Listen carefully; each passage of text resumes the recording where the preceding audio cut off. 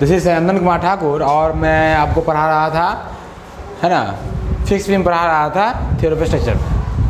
प्यारे छात्रों, इससे पहले लेक्चर में हम लोगों ने देखा था कि अगर कोई इसेंट्रिकली लोडेड अगर कोई मेरा फिक्स बीम है तो उस केस में उससे संबंधित एनालिसिस हम लोग कैसे करेंगे, राइट, है ना। उससे हम लोग एनालिसिस कैसे करते थे उसको हम लोगों ने इससे पहले लेक्चर में देखा था, है ना। जैसे कि मैंने क्या किया था, कोई फिक्स बीम था और इस फिक्स बीम पर मैंने क्या किया था बाबू, इस पर मैंने एक इसेंट्रिक लोड लगा दिया था। Here the meaning of eccentric load is the load is not acting at the mid span of the beam, right. The load is somewhere from the mid span and if the load will be acted at the mid span, then you have to study about the first case of the fixed beam, right. So just eliminate this one and try to understand the meaning of this one. And I have also explained in the very deep manner बाबू, है ना, बहुत अच्छे manner मैंने इसको समझाया था, है ना। इसके लिए मैंने पॉइंट ऑफ कंट्रास्ट फ्रैक्चर के लिए डील किया था, and what is the slope and deflection as well as what is the maximum deflection, है ना। इसको मैंने इसमें डील किया था और इस चीज़ को मैंने, है ना, बहुत अच्छे से 2-3 लेक्चर करके बताया था। अब ये देखो कि ये ऐसा केस है, इसमें मैंने क्या किया, लोड को इसेंट्रिकली सेलेक्ट किया दिया, है ना। इसी से संबंधित हम लोग आज एक न्यूमेरिकल करेंगे, है ना, क्योंकि आप लोग जो कोई टॉपिक पढ़ते हो इस थ्योरी ऑफ स्ट्रक्चर में उसका एक ही मीनिंग होता है, and why and how you will draw the fix shear force diagram of the beam as well as the bending moment diagram of the beam, है ना। Only the analysis of CFD and BMD is required in the entire civil engineering fifth semester students. Okay, so इसीलिए मैं क्या करूँगा, इस प्रकार की question को बनाऊँगा। चलो बाबू, इसमें क्वेश्चन है, a fix beam of 6 metre span is loaded with point loads of 150 kilonewton at a distance of 2 metre apart from both ends. वो क्या कहते हैं क्वेश्चन ने ये कहा कि कोई फिक्स बीम है जो कि 150 किलोमीटर के लोड से सपोर्टेड है, ठीक है, और उस फिक्स बीम का जो स्पैन है वो स्पैन की लंबाई कितनी है, वो 6 मीटर है। Whatever the clear span, whatever the effective span, there is no any meaning. Okay, effective span क्या है, क्लियर स्पान क्या है, इसमें कोई बात नहीं, है ना। जस्ट आपको स्पान लेंथ दे दिया गया है, जस्ट उसको आप लोग एल मान लीजिए, स्मॉल एल, है ना। तो अब दिया, देखो दिया क्या किया गया है ना, दिया गया है 6 मीटर का स्पान लेंथ है। मैं इस पर इसका एक फिगर बनाता हूँ। चलो इसका मैं एक फिगर बनाऊंगा तो बता दो, ये हो गया, ये मेरा कोई फिक्स बीम हो गया, ठीक है। This is any fix beam, just I have randomly selected that one, है ना। इसमें मैंने क्या किया, इसका जो लेंथ ऑफ स्पान है उसको मैंने 6 मीटर क्या कर दे बाबू, मान लिया। What is the span length here, 6 metre, जो कि इसमें दिया गया है। और उसके बाद क्या कहता है स्टूडेंट्स, कहता है from the each end of the support, है ना, 150 किलोमीटर का लोड लग रहा है। मान चलते हैं इस सपोर्ट से 2 मीटर का डिस्टेंस ये हो गया, इस सपोर्ट से 2 मीटर का डिस्टेंस ये होगा, क्योंकि इसने ऐसा कहा कि हर एक सपोर्ट से 2 मीटर के डिस्टेंस पे लग रहा है एक लोड 150 किलोमीटर का। क्या है, 150 किलोमीटर का, ऐसा समझो बाबू। दो इसके कितना है, 150 किलोमीटर, ये भी 150 किलोमीटर है ना, क्या है, 150 किलोमीटर जस्ट। तो स्टूडेंट्स देखो, मैं मान लेता हूँ कि this is any end A, this is any end B, and this is the point C as well as this is D, okay. And also we have considered 2 metre this one, 2 metre this one and 2 metre this one, क्योंकि ऐसा इस question में बताया गया है कि all the idea about the question और the saying the meaning is that one, okay. Saying का जो मतलब है वो क्या है, ये है कि इसमें आप ऐसा कर रहे हो। बाद में इसने क्या किया है, draw the SFD of BMD and also find out the maximum deflection, और मैक्सिमम डिफ्लेक्शन डिफाइन करना है अगर ई की वैल्यू समथिंग और आई की वैल्यू समथिंग होगा तो। ई की वैल्यू समथिंग ये दे दिया, आई की वैल्यू ये दे दिया, this is the entire question analysis, right. चलो अब यहाँ से हम इस फिगर को बनाने के बाद अगर इसका हम सॉल्यूशन स्टार्ट करना सीखे तो क्या करेंगे बाबू, पहले ये बताओ। इसमें मेरे पास ये चीज़ है, ठीक है, क्या है, मेरे पास ये फिक्स बीम है और मुझे इसका एनालिसिस स्टार्ट करना है। बताओ, पहली बार हम लोग जब फिक्स बीम को देखते हैं तो उसमें मेरे मन में 2 ख्याल आता है। ख्याल की बात ये है कि उसमें हम लोगों ने क्या किया था, 2 पार्ट में इसको तोड़ लिया था, 2 स्टेज में हम लोगों ने इसको तोड़ लिया था। जस्ट क्वेश्चन को देखो, आखिर ऐसा क्वेश्चन डिजाइन क्यों किया होगा सेटर, सेटर से क्वेश्चन डिजाइन क्यों करेगा, है ना। जस्ट ये जो क्वेश्चन दिया गया है इससे क्वेश्चन सेटर डिजाइन क्यों करेगा। आप उनको क्या समझना है, अपन को ये समझना है कि क्वेश्चन का जड़ क्या है ना। अपन ऑटोमेटिकली हर एक क्वेश्चन को सॉल्व कर लेगा, है ना, हर एक क्वेश्चन को सॉल्व कर लेगा, है ना। बस और बस कंसेप्ट वही है जो फिक्स बीम का कंसेप्ट मैंने पढ़ाया है, उससे बाहर कंसेप्ट नहीं जाती है ना। बस आप उनको यही सिलेक्ट करना है कहाँ से क्वेश्चन है, आखिरकार ये क्वेश्चन का मीनिंग क्या है। तो मीनिंग ये है कि ये फिगर है ना। इस फिगर में अब देखिए इस फिगर का मतलब क्या बनता है बाबू, इस फिगर का दो ही मतलब बनाया जा सकता है। पूरा हमारे जो दिमाग है, हमारे पास जो दिमाग है उसके अनुसार से दो ही मतलब बनता है। इसको हम लोग क्या कर देंगे, दो भाग में तोड़ देंगे। एक में क्या कर देंगे, इसको हम लोग बाबू इसमें सिंपली सपोर्टेड बीम के रूप में इसको एक तोड़ देंगे, ठीक है। लोड लगा दो। एक में मैंने ऐसा तोड़ दिया और दूसरे में मैंने क्या तोड़ दिया, ऐसे तोड़ दिया। This is the span length and you will apply this is the hogging moment here on and this is also hogging moment here ना। ये पॉइंट है, ये पॉइंट है। आपके पास दो ही चीज़ आइडिया है, आखिरकार तीसरा आइडिया आप कहाँ से लाओ, है ना। तीसरा आइडिया की जरूरत नहीं है क्योंकि सेटर ने सेट किया कि this is the question required and you how you will analyse this one. तो मैं क्या करूँगा, इस बीम को दो सिंपली सपोर्टेड बीम में तोड़ लिया, है ना। क्योंकि मैंने जो थ्योरी पढ़ाया था उसमें यहाँ एक ही लोड लग रहा था, तो मैंने एक ही लोड कंसिडर किया था। स्टूडेंट्स लोड वेरिएबल हो सकता है, लोड एक हो सकते हैं, लोड अनेक हो सकते हैं, बातें का मीनिंग चेंज नहीं होगा। Just I have consider this is the simply supported case of case 1, this is 1, है ना, and this is also 2 case, second stage. This is the free, है ना, free BMD, this is the fixed BMD। ये free bending moment diagram है और ये इसका fixed bending moment diagram होगा, है ना। ये आपका जो दिख रहा है सिंपली सपोर्टेड बीम, इसका फ्री बेंडिंग मोमेंट डायग्राम रहा हूँ। फ्री बेंडिंग मोमेंट डायग्राम कहने का मतलब ये होता है कि what ever the support reactions in the sense of bending moment, उसको आपको, है ना, रिलीज कर देना है ना। क्या है इसका नाम बाबू, है इसका नाम है फ्री बेंडिंग मोमेंट डायग्राम। मतलब ये कि इस पर जो सपोर्ट पर रिएक्शन लग रहा है मोमेंट के रिस्पेक्ट में, उसको आप छोड़ रहे हैं इसमें, है ना। अब ये इसमें क्या करें बाबू, इसमें हम लोग फिक्स BMD ले रहे हैं, मतलब कि what ever the system of moment here you will just consider that one only, because if you have considered all the remaining parts in this first stage, then so you have to only select about the remaining part in the second stage, ठीक है। अब इतना समझाने की जरूरत नहीं है, अब इतना मैच्योर हो गया हो। चलो आगे बढ़ते हैं। तो बताओ स्टूडेंट्स, है ना, इसको भी बनाने की जरूरत नहीं है ना। ये पॉइंट A है, ये पॉइंट B है, ये पॉइंट मेरा C है, ये पॉइंट D है। दिस इज 150, दिस इज 150, 150, है ना, 150 है और क्या है बाबू, 150 है। चलो स्टूडेंट्स, इसका एनालिसिस पहले करते हैं हम लोग, है ना। क्या करेंगे, इसका एनालिसिस करेंगे और इसका बेंडिंग मोमेंट डायग्राम खींचेंगे, इसका एनालिसिस करेंगे, इसका बेंडिंग मोमेंट डायग्राम खींचेंगे। अच्छा स्टूडेंट्स, ये बात बताओ, ऐसा जो फिगर है, इस फिगर में देखो, ये भी 150 किलोमीटर का, भी 150 किलोमीटर का, जितना डिस्टेंस पर ये, जितना डिस्टेंस पर ये है। अब बताओ कोई ऐसा एक्सिस होगा ना जिसके अबाउट ये साइमेट्रिक होगा, ये पिछला एक्सिस के अबाउट ये क्या होगा, बीम जो है साइमेट्रिक होगा। क्या होगा, साइमेट्रिक बीम होगा, है ना। तो हम लोग साइमेट्रिसिटी का ही फायदा उठाएंगे, ये बात ध्यान में रखना, ठीक है। बीम क्या होगा, क्या साइमेट्रिक होगा। चलो देखो, इतना देखने से पता चल सकता है कि जितना मोमेंट यहाँ पर फिक्स मोमेंट आएगा उतना ही मोमेंट यहाँ पर आएगा। क्या बाबू, जितना मोमेंट फिक्स मोमेंट यहाँ पर आएगा उतना ही यहाँ पे आएगा, क्योंकि ऐसा ही केस इसमें है। व्हाटएवर हम लोग निकाल के देखेंगे, मिल गया तो मिल गया, क्या है देखिए। चलो कंसीडर करते हैं इसको। तो मुझे मेरे पास जो है डाटा, उसमें मैं स्टेज 1 को कंसीडर करता हूँ। चलो यहाँ से कंसीडर करते हैं, है ना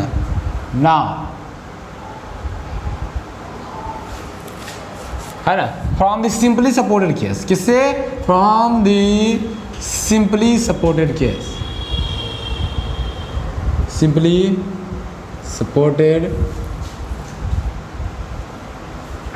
सपोर्टेड केस से अगर हम कंसीडर करें तो मेरे पास जो आइडिया आएगा वो क्या आएगा, बताओ। देखो स्टूडेंट्स, मैं मान लेता हूँ this is the support direction RA and also this is RB and we will appreciate what is the meaning of RA और what is meaning of RB, तो जाके हम लोग पता कर सकते हैं इसका बेंडिंग मोमेंट डायग्राम क्या होगा, है ना। तो फर्स्ट क्या होगा, है ना, क्या निकालना पड़ेगा स्टूडेंट्स, है ना, फॉर सपोर्ट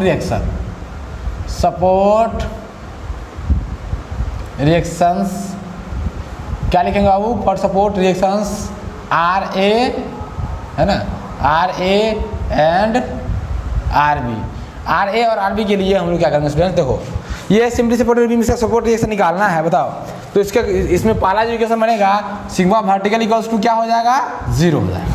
अब बताओ सिग्मा वर्टिकल से 0 करेंगे तो क्या हो जाएगा, support reaction at A plus support reaction at B, दोनों का जो मीनिंग हो जाएगा वो वर्टिकल जो लोड आ रहा है डाउनवर्ड उसके बराबर एड के बराबर हो जाएगा, है ना। मतलब कि इसको मिटा के हम डायरेक्ट लिख सकते हैं 15 15 30 यानी कि 300 किलोमीटर, है ना, 300 किलोमीटर इक्वेशन इसको 1 मान दिमाग में बात जा रही है कि नहीं जा रही है।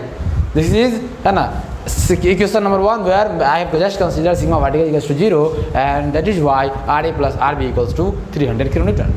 ओके, अगेन अगर मान के चलिए मैं सिग्मा मोमेंट अबाउट किसी पॉइंट के अबाउट मोमेंट अगर करूँगा, क्योंकि ये मेरा सी क्या है, सिंपली सपोर्टेड केस है, तो सिंपली सपोर्टेड बीम में है ना दोनों एंड पर मोमेंट 0 होगा कि नहीं होगा, 0 नहीं होगा तो बीम है ना स्टेबल नहीं रहेगा, बीम मेरा है ना कोलैप्स कर जाएगा, बीम में मोमेंट आ जाएगा। तो इसलिए सिंपली सपोर्टेड बीम जो होगा उसमें किसी विशेष पॉइंट के अबाउट मोमेंट 0 होगा। मैं मान लेता हूँ आरबी के अबाउट जो है ना, यानी कि पॉइंट बी के अबाउट मोमेंट जो है 0 है, ठीक है। तो बताओ स्टूडेंट्स, यहाँ से मैं लिख सकता हूँ क्या, यहाँ से मैं लिख सकता हूँ क्या, R A multiply by this one length, R A multiply by this one length क्या है बाबू, R A multiply by this length. ये कैसा मोमेंट होगा बाबू, सैकिंग मोमेंट होगा, इसलिए मैंने इसको पॉजिटिव लिखा। R A multiplied by this length तो हो गया बाबू, कितना हो जाएगा, आर ए और लेंथ ऑफ स्पान टोटल हो जाएगा 6 मीटर, यानी कि आर ए मल्टीप्लाई बाई 6 ये हो जाएगा। देखो स्टूडेंट्स, इसने क्या किया, इसने इस पॉइंट के अबाउट क्लॉकवाइज मोमेंट दिया। कैसा मोमेंट दिया, क्लॉकवाइज मोमेंट दिया। अगर मैं मान चाहता हूँ स्टूडेंट्स कि क्लॉकवाइज मोमेंट अगर मैं पॉजिटिव मानता हूँ तो बाकी जो बच्चे काले शेर लगे, मतलब कि एंटी क्लॉकवाइज मोमेंट जो होगा होगा निगेटिव हो जाएगा ना। तो इसमें से कोई एक साइन लिखोगे तो ये काम चल जाएगा, इसलिए मैं इसमें से कोई एक ही काम लिखूँगा, साइन लिखूँगा, मतलब और दूसरा का मीनिंग अंडरस्टूड हो जाएगा, ठीक है। मैं ये साइन लिख दिया, तो मैंने मान लिया क्लॉकवाइज मोमेंट जो है पॉजिटिव है, तो ये मैंने इसको ले लिया, आर इंटू 6 क्या हो जाएगा, पॉजिटिव हो जाएगा, है ना। अब बताओ स्टूडेंट्स, मैं माइनस क्यों लिखूँ, मुझे पता नहीं है अभी तक। ये देखो, ये 150 न्यूटन का जो लोड लग रहा है ना, वो पॉइंट सी पर लग रहा है। तो इसका जो है ना, इसका जो इस पॉइंट बी के अबाउट इफेक्ट ऐसा होगा, एंटी क्लॉकवाइज होगा। जस्ट ये तो सबको पता होना चाहिए, एंटी क्लॉकवाइज होगा तो निगेटिव ले लेंगे और मल्टीप्लाई बाई, है ना, ये कितना हो जाएगा बाबू, 4 मीटर हो जाएगा ना। यहाँ से यहाँ तक का सी और बी का जो डिस्टेंस होगा कितना है, देखो 4 मीटर है। इसी प्रकार से 150 गुना 2 भी हो जाएगा, ये इस लोड के कारण बराबर कितना हो जाएगा बाबू, 0 हो जाएगा। अब चलो, अब यहाँ से अगर आर ए की वैल्यू निकालोगे तो क्या आ जाएगा बाबू, देखो 150 गुना 4 प्लस 150 गुना 2 डिवाइडेड बाई 6, यही होगा आर ए की वैल्यू, है ना। क्या होगा, यही होगा आर ए की वैल्यू। और इसको अगर निकालने जाओ तो देखो, इसको निकालोगे तो क्या मिलेगा, ये आर ए की वैल्यू ये हो गया। चलो इसको निकालोगे तो निकालो, 15 जगह 60, 600 प्लस 300 डिवाइड बाई 6, यानी कि 900 डिवाइड बाई 2 6 हो जाएगा, है ना। 150 क्या हो जाएगा, 150, है ना, किलो न्यूटन। देखो आर ए की वैल्यू कितनी मिल गई, 150 किलो न्यूटन मिल गया कि नहीं मिलेगा, है ना। देयरफॉर मैं लिख सकता हूँ यहाँ से आर ए इक्वल्स टू क्या हो जाएगा, है ना, 150 किलो न्यूटन। ये वैल्यू तुमको मिला है। अब बताओ इस वैल्यू को अगर हम इक्वेशन नंबर 1 में पुट कर देंगे तो आरबी भी मिल जाएगा, है ना। ऑन पुटिंग इन 1 क्या मिल गया स्टूडेंट्स, आरबी की वैल्यू हमको मिल जाएगा क्या, 300 में से, है ना, 150 को माइनस कर लोगे तो मिल जाएगा तुमको 150 किलो न्यूटन। ऐसा समझ में बात, ऐसा समझ में बात। आर ए मिल गया हमको, आर बी मिल गया। आर ए की वैल्यू कितना मिला बाबू, 150 किलो न्यूटन का मिला। तो सिमिलरली आर बी का जो वैल्यू मिला 150 किलो न्यूटन का हमको मिल गया। देखो बाबू, मेरे पास स्पेस की कमी है, इसलिए हो सकता है कि जब मैं इसको मिटा भी सकता हूँ, ठीक है। इसलिए जब मैं कहूँगा तो इसको राइट डाउन जरूर कर लेना, इसलिए मैं यहाँ इस फिगर में लिख रहा हूँ, ठीक है। तो मैंने क्या किया, आर ए और आर बी की वैल्यू निकाल लिया। अब बताओ, अब आर ए और आर बी मिल गया हमको, तो इसका अगर हम फ्री बी एम डी दिखे, है ना, फ्री बेंडिंग मोमेंट डायग्राम खींचना चाहते हैं, खींच सकते हैं क्या, कैसे नहीं खींच सकते, बिल्कुल खींच सकते हैं। चलो, है ना। फॉर नाउ फॉर क्या वो फ्री बेंडिंग मोमेंट डायग्राम, यानी कि फ्री बीएमडी के लिए मैं काम कर रहा हूँ। अब क्या करते हैं स्टूडेंट्स, पहले इसका हम लोग बेंडिंग मोमेंट डायग्राम खींचेंगे, उसके बाद इसका बेंडिंग मोमेंट डायग्राम खींचेंगे और दोनों को आपस में मर्ज कर देंगे ना, बिल्कुल। तो मैं क्या करूँगा, और फ्री बेंडिंग मोमेंट डायग्राम के लिए मैं क्या करूँगा स्टूडेंट्स, चलो देखो M A equals to M B equals to क्या हो जाएगा बाबू, 0 हो जाएगा। क्यों 0 हो जाएगा, इसके पीछे कारण ये है कि ये देखो ये सिंपली सपोर्टेड केस है और सिंपली सपोर्टेड बीम में है ना इंड मोमेंट कितना होगा, 0 होगा, इसलिए मैं मान लिया M A plus M B क्या हो जाएगा, 0 हो जाएगा। अच्छा एक बात देखो, एम ए और एम बी जो है इसमें भी हमने माना है, इसको भी मैंने एम ए माना था और इसको भी मैंने एम बी माना था, इसीलिए जस्ट मैं इसको क्या करूँगा, डिस्टिंग्विश कर दूंगा, अलग कर दूंगा, इसलिए मैंने मान लिया इसको M A dash M B dash, है ना, क्या है एम ए डैश और एम बी डैश क्या हो जाएगा, 0 हो जाएगा। देखो आप बताओ, मैं चल रहा हूँ इसमें राइट से लेफ्ट चल रहा हूँ, क्या चल रहा हूँ, राइट से लेफ्ट चल रहा हूँ, तो राइट से लेफ्ट चलूँगा तो पॉइंट डी पर मोमेंट क्या हो जाएगा, है ना, यहाँ पर लिखना पड़ेगा हमको, टेकिंग, है ना, राइट टू लेफ्ट,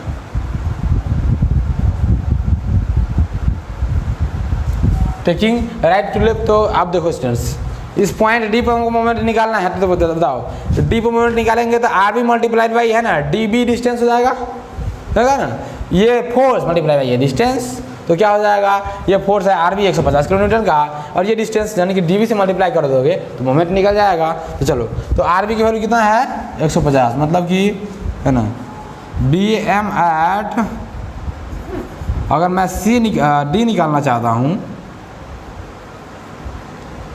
तो क्या हो जाएगा, आरबी में हमको जस्ट है ना डी बी डिस्टेंस से मल्टीप्लाई करना पड़ेगा। अब अच्छा ये बताओ, आरबी में अगर हम डी डिस्टेंस से मल्टीप्लाई करेंगे तो देखो ये इस पॉइंट पर ऐसा मोमेंट सैगिंग होगा, ऐसे करेगा मोमेंट, ऐसे करेगा मोमेंट, तो जब ऐसे मोमेंट करेगा तो इसमें तो सैग हो रहा है, इसका मतलब ये हुआ कि है ना ये पॉजिटिव होगा ना, तो मैं इसमें पॉजिटिव में लूँगा इसको आर बी मल्टीप्लाइड बाय क्या हो जाएगा बाबू, बी डी। अब बताओ इसका जो वैल्यू हम लोग निकालेंगे तो कितना आ जाएगा, R B multiply by B D का, आर बी का वैल्यू है 150 मल्टीप्लाइड बाई बी डी का वैल्यू है कितना, बी डी का वैल्यू 2 मीटर, बताओ 300 किलो न्यूटन मीटर आ गया कि नहीं आ गया, ये मोमेंट आ गया, बी एम एट डी आ गया। चलो अब बेंडिंग मोमेंट एट, अगर मान चलो मैं बेंडिंग मोमेंट एट हम लोग है ना एट किस पर निकालें, सी पर निकालें, तो क्या हो जाएगा बताओ, सी पर हमको बेंडिंग मोमेंट निकालना है, तो आर बी मल्टीप्लाइड बाई ये डिस्टेंस हो जाएगा नहीं हो जाएगा, इस आर बी के चलते ये होगा R B multiplied by C B, उसी प्रकार से इसके चलते है ना ये होगा, लेकिन दोनों का नेचर अलग होगा, इसका सैगिंग नेचर होगा, इसका हॉगिंग नेचर होगा, क्योंकि ये ऊपर से आएगा तो इसको ऐसे करने का प्रयास करेगा और ऐसे करने का जब प्रयास होता है ना स्टूडेंट्स, उसको बोलते हैं हम लोग हॉगिंग। देखो स्टूडेंट्स, हॉगिंग और सैगिंग में कन्फ्यूजन होगा, जब बीम का मूवमेंट ऐसे हो रहा होता है तो उसको हम बोलते हैं हम सैगिंग, और जब बीम का मोमेंट ऐसे हो रहा होगा तो उसको बोलेंगे हम लोग हॉगिंग। तो बताओ स्टूडेंट्स, इसके कारण है ना बीम का मोमेंट ऐसे हो रहा है इसके कारण, लेकिन इसके कारण जो होगा इस पॉइंट से देखोगे तो बीम का मोमेंट ऐसा हो रहा है, इसीलिए मैं है ना इसको हॉगिंग लूँगा और इसको सैगिंग लूँगा। और हमेशा है ना स्ट्रेंथ ऑफ मटेरियल की दुनिया में मैं करता था ये कि जो मेरा सैगिंग मोमेंट है उसको मैं पॉजिटिव लेता था, ठीक है, इसीलिए मैं इसको पॉजिटिव लूँगा। अब बताओ आर बी मल्टीप्लाई बाई, मतलब कि आर बी का जो सिस्टम है बाबू क्या है, आर बी मल्टीप्लाइड बाई, देखो बी डी की जगह पर क्या हो जाएगा यहाँ पर है ना सी बी है ना, ये पॉजिटिव में हो जाएगा, निगेटिव में हो जाएगा ये लोड, देखो है ना 150 मल्टीप्लाइड बाई सी डी ना 150, ठीक है, 150 मल्टीप्लाइड बाई सी डी। अब देखो इसको निकालोगे तो आर बी की वैल्यू कितनी है, reaction at B, what is the reaction at B, reaction at B निकालने के लिए हम लोग निकाला था 150 गुना 2 150 है ना, 80 की वैल्यू है 4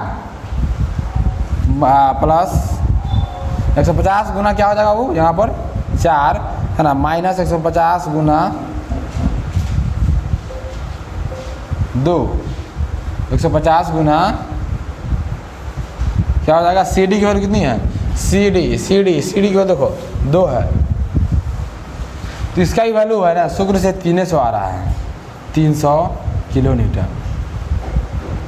अब बताओ स्टूडेंट्स, ये भी पॉजिटिव में है, ये भी पॉजिटिव में है, एक और आएगा, है ना। और मैंने पता कर लिया है ना, एक है ना, मैंने पॉइंट ए पर पता कर लिया है कि मोमेंट की स्थिति क्या है। ए पर 0 है, ए पर भी 0 है, बी पर भी 0 है, सी पर 150, डी पर 150 नहीं, सी पर भी 300 और डी पर भी 300, है ना। ऐसा मुझे मोमेंट हमको मिल गया है। अब देखो स्टूडेंट्स, अब इसका हम फ्री बेंडिंग मोमेंट डायग्राम आराम से खींच सकते हैं क्या? हाँ, तो इसका जब हम फ्री बेंडिंग मोमेंट डायग्राम खींचेंगे तो कैसा खींचेगा उसको थोड़ा सा देखते हैं। यहाँ पे स्पेस की कुछ कमी हो रही है ना, तो देखो ये चीज़ है इसका, है ना। मैं थोड़ा सा इसमें स्मॉलर बनाता हूँ, ठीक है। मैं क्या करता हूँ, स्मॉलर इसका फिगर बनाऊँगा, क्योंकि मुझे इसमें सेट करना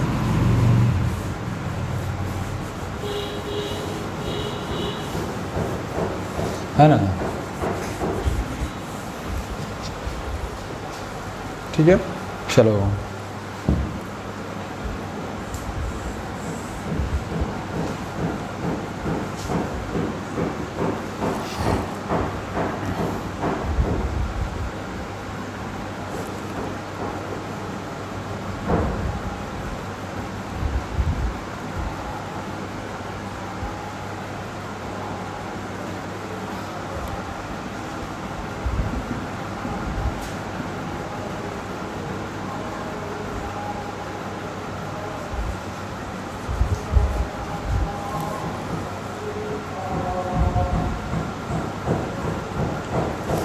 ठीक है।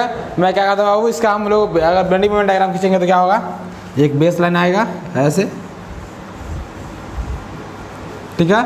इस पॉइंट पर हमारा 300 लोड मान के यहाँ न्यूटन है, 300 यहाँ पर आ रहा है, तो सेम होगा। चलो ऐसे होगा इसका,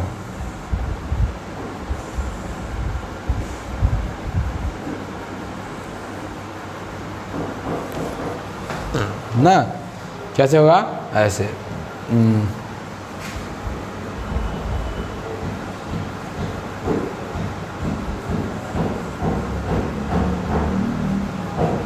ठीक है, ऐसे होगा। This is also 300 newton, kilo newton metre, और चूंकि ये सेम है इसीलिए 300 किलो न्यूटन ये भी होगा, ठीक है। ये पॉइंट ए है और ये पॉइंट क्या बाबू, बी है। ये कैसा मोमेंट है, ये पॉजिटिव मोमेंट डायग्राम है ना, पॉजिटिव, और इसलिए इसको हम लोग ऐसे हैच कर दिए। फ्रेंड्स आपको है ना इसको 45 डिग्री पर पूरा हैच करना होता है ना, लेकिन अगर आप बड़ा प्रॉब्लम कर रहे हो तो इसको ऐसे करके छोड़ सकते हो, ठीक है। चलो, तो ये मेरा क्या होगा बाबू, this is the free BMD. क्या हो गया, फ्री बेंडिंग मोमेंट डायग्राम, है ना। मैंने फ्री बीएमडी के लिए कैलकुलेशन भी कर लिया है। अब बता हमको करना ये है, फिक्स बीएमडी के लिए कैलकुलेशन करना है। तो चलो इसको उतारो फटाफट, हम ना इसको मिटा रहे हैं। इसको उतारो, है ना, वीडियो को पॉज करके इसको उतारो, है ना। अब इसको हम मिटा रहे हैं, क्योंकि मेरे पास फ्री बीएमडी का मैंने काम कर लिया, मैं फिक्स बीएमडी का काम करूँगा। चलो इसको मिटाते हैं, है ना। देख लो कि एक बार बढ़िया से स्क्रीनशॉट ले लो, है ना, एक बार बढ़िया से स्क्रीनशॉट ले लो, ठीक है। और हम इसको मिटा रहे हैं।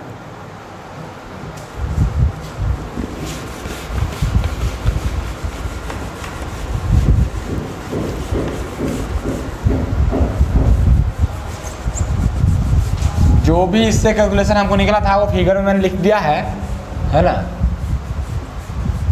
अब मैं क्या करूँगा, अब मैं इसका फिक्स मोमेंट का केस लूँगा ना, है ना। अब मैं क्या करूँगा, फॉर फिक्स्ड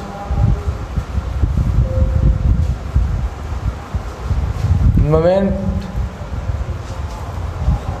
केस, है ना, फिक्स मोमेंट केस लूँगा मैं। तो बाबू क्या करूँगा मैं इसके लिए करूँगा ये कि मैं एक ये बनाऊँगा, ठीक है। अब देखो इस पर मैं एक लोड ये अप्लाई करूँगा, ये MA होगा, है ना, ये MB होगा। अब मैं यहाँ से इसकी एनालिसिस स्टार्ट करूँगा। बताओ, देखो स्टूडेंट्स, मैंने पढ़ाया था इससे पहले लेक्चर में, तो मैंने पढ़ाया था क्या, MA इक्वल्स टू हो जाता है ना, WAB, MA जो है स्टूडेंट्स, है ना, WAB square by L square होगा। और इसलिए इसके अलावा मैंने पढ़ा था MB equals to WA square B divided by L square होता है। मैंने यही सिखाया था। देखो स्टूडेंट्स, ये जो लोड है, ये दोनों लोड सेम है ना। इसको अगर मैं W1 भी मान लूँ, इसको मैं अगर W2 भी मान लूँ, तो W1 और W2 बराबर हो जाएगा। इसलिए मैं 1 और 2 का खेला ही ख़त्म करता हूँ, दोनों को WA मान लेता हूँ। बात समझ में आई? मैंने क्या मान लिया इसको। अब देखो स्टूडेंट्स, है ना, पॉइंट C और पॉइंट D पर लग रहा था एरर। अब देखो मैं अब क्या निकालूंगा, ये फिक्सिंग मोमेंट में मुझे MA निकालना है। ठीक है, क्या निकालना है? MA निकालना है। तो होगा तो दोनों का नेचर पॉजिटिव ही, तो निगेटिव नेचर होगा क्योंकि हॉकी मोमेंट होगा। तो MA बराबर क्या हो जाएगा? वो MA बराबर हो जाएगा पहला इस पॉइंट ये लोड के लिए, इस लोड के लिए क्या हो जाएगा, है ना, इस लोड के लिए, है ना,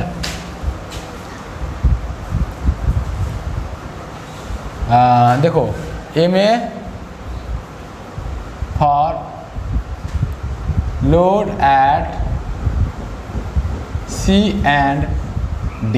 C एंड D के लिए ना, है ना, मुझे MA की वैल्यू निकालनी है। ठीक है, C एंड D के कारण मुझे MA पर कुछ वैल्यू मिलेगा। ठीक है ना। तो उसके लिए मैं क्या करूँगा, मैं मान लेता हूँ जो मेरा C, इसको W1 मान लो, इसको W2 मान लो, बेहतर रहेगा। अब बताओ, है ना, लोड क्या है बाबू? एक लोड है ना, है ना। अब देखो इसमें क्या करते हैं, हम एक पॉइंट ले लेते हैं ना, ये C पॉइंट ले लो और ये D पॉइंट ले लो। ठीक है, ये मैंने एक C पॉइंट ले लिया और एक मैंने D पॉइंट ले लिया। अब बताओ C पॉइंट के लिए लोड की वैल्यू कितनी हो जाएगी? लोड इक्वल टू W1 अगर मैं मान लेता हूँ तो 150 किलो न्यूटन का होगा, क्योंकि इसमें दिया हुआ था 150 किलो न्यूटन। उसके अलावा A1 की वैल्यू कितनी होगी, मतलब कि इसेंट्रिसिटी यहाँ से लेकर यहाँ तक मुझे पता करना है ना। A1 की वैल्यू वही होती थी, देखो याद करो वो दिन जब मैं पढ़ाता था, ये चीज़ था, है ना, मैं बार बार उसको रिपीट कर रहा हूँ। ये था, ऐसे था, तो मैंने इसको A मान लिया था, इसको मैंने B मान लिया था, है ना। पॉइंट C को कंसीडर कर रहा था, D का, है ना, D का नाम भूल जाओ। अब देखो पॉइंट C के लिए A की वैल्यू क्या होगी? 2 मीटर होगी, और B की वैल्यू क्या होगी? 2 + 2 यानी कि 4 मीटर होगी। इसलिए मैंने क्या लिया, A1 की वैल्यू 2 मीटर हो जाएगा, है ना। और B1 की जो वैल्यू होगा, B1 की वैल्यू कितना हो जाएगा? B1 की जो वैल्यू होगा वो 4 मीटर का हो जाएगा। ठीक है, A1 इक्वल टू 2 मीटर और B1 इक्वल टू 4 मीटर। बात समझ में आ रही है? उसी प्रकार से अगर मैं पॉइंट D को कंसीडर करूँगा तो पॉइंट C को भूल जाऊँगा, और इसलिए इसमें A की वैल्यू 4 हो जाएगा ना, है ना। W की वैल्यू क्या हो जाएगा? 150 न्यूटन, किलो न्यूटन, है ना।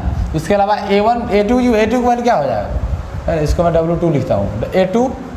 A2 इक्वल टू क्या हो जाएगा?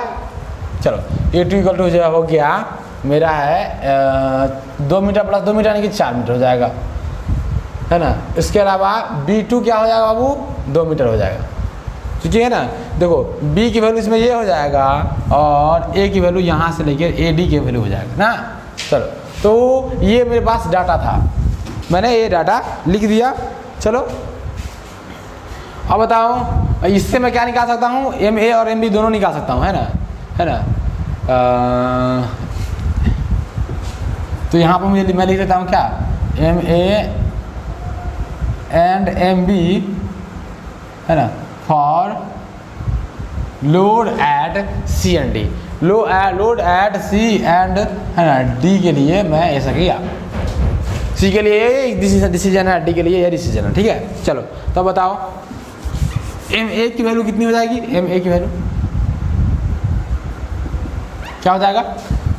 WAB² होता है ना, WAB² होता है।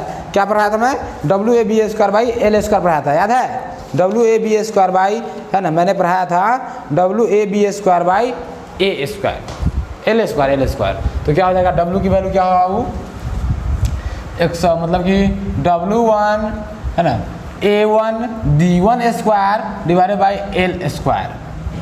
स्पान लेंथ तो दोनों में सेम रहना है, प्लस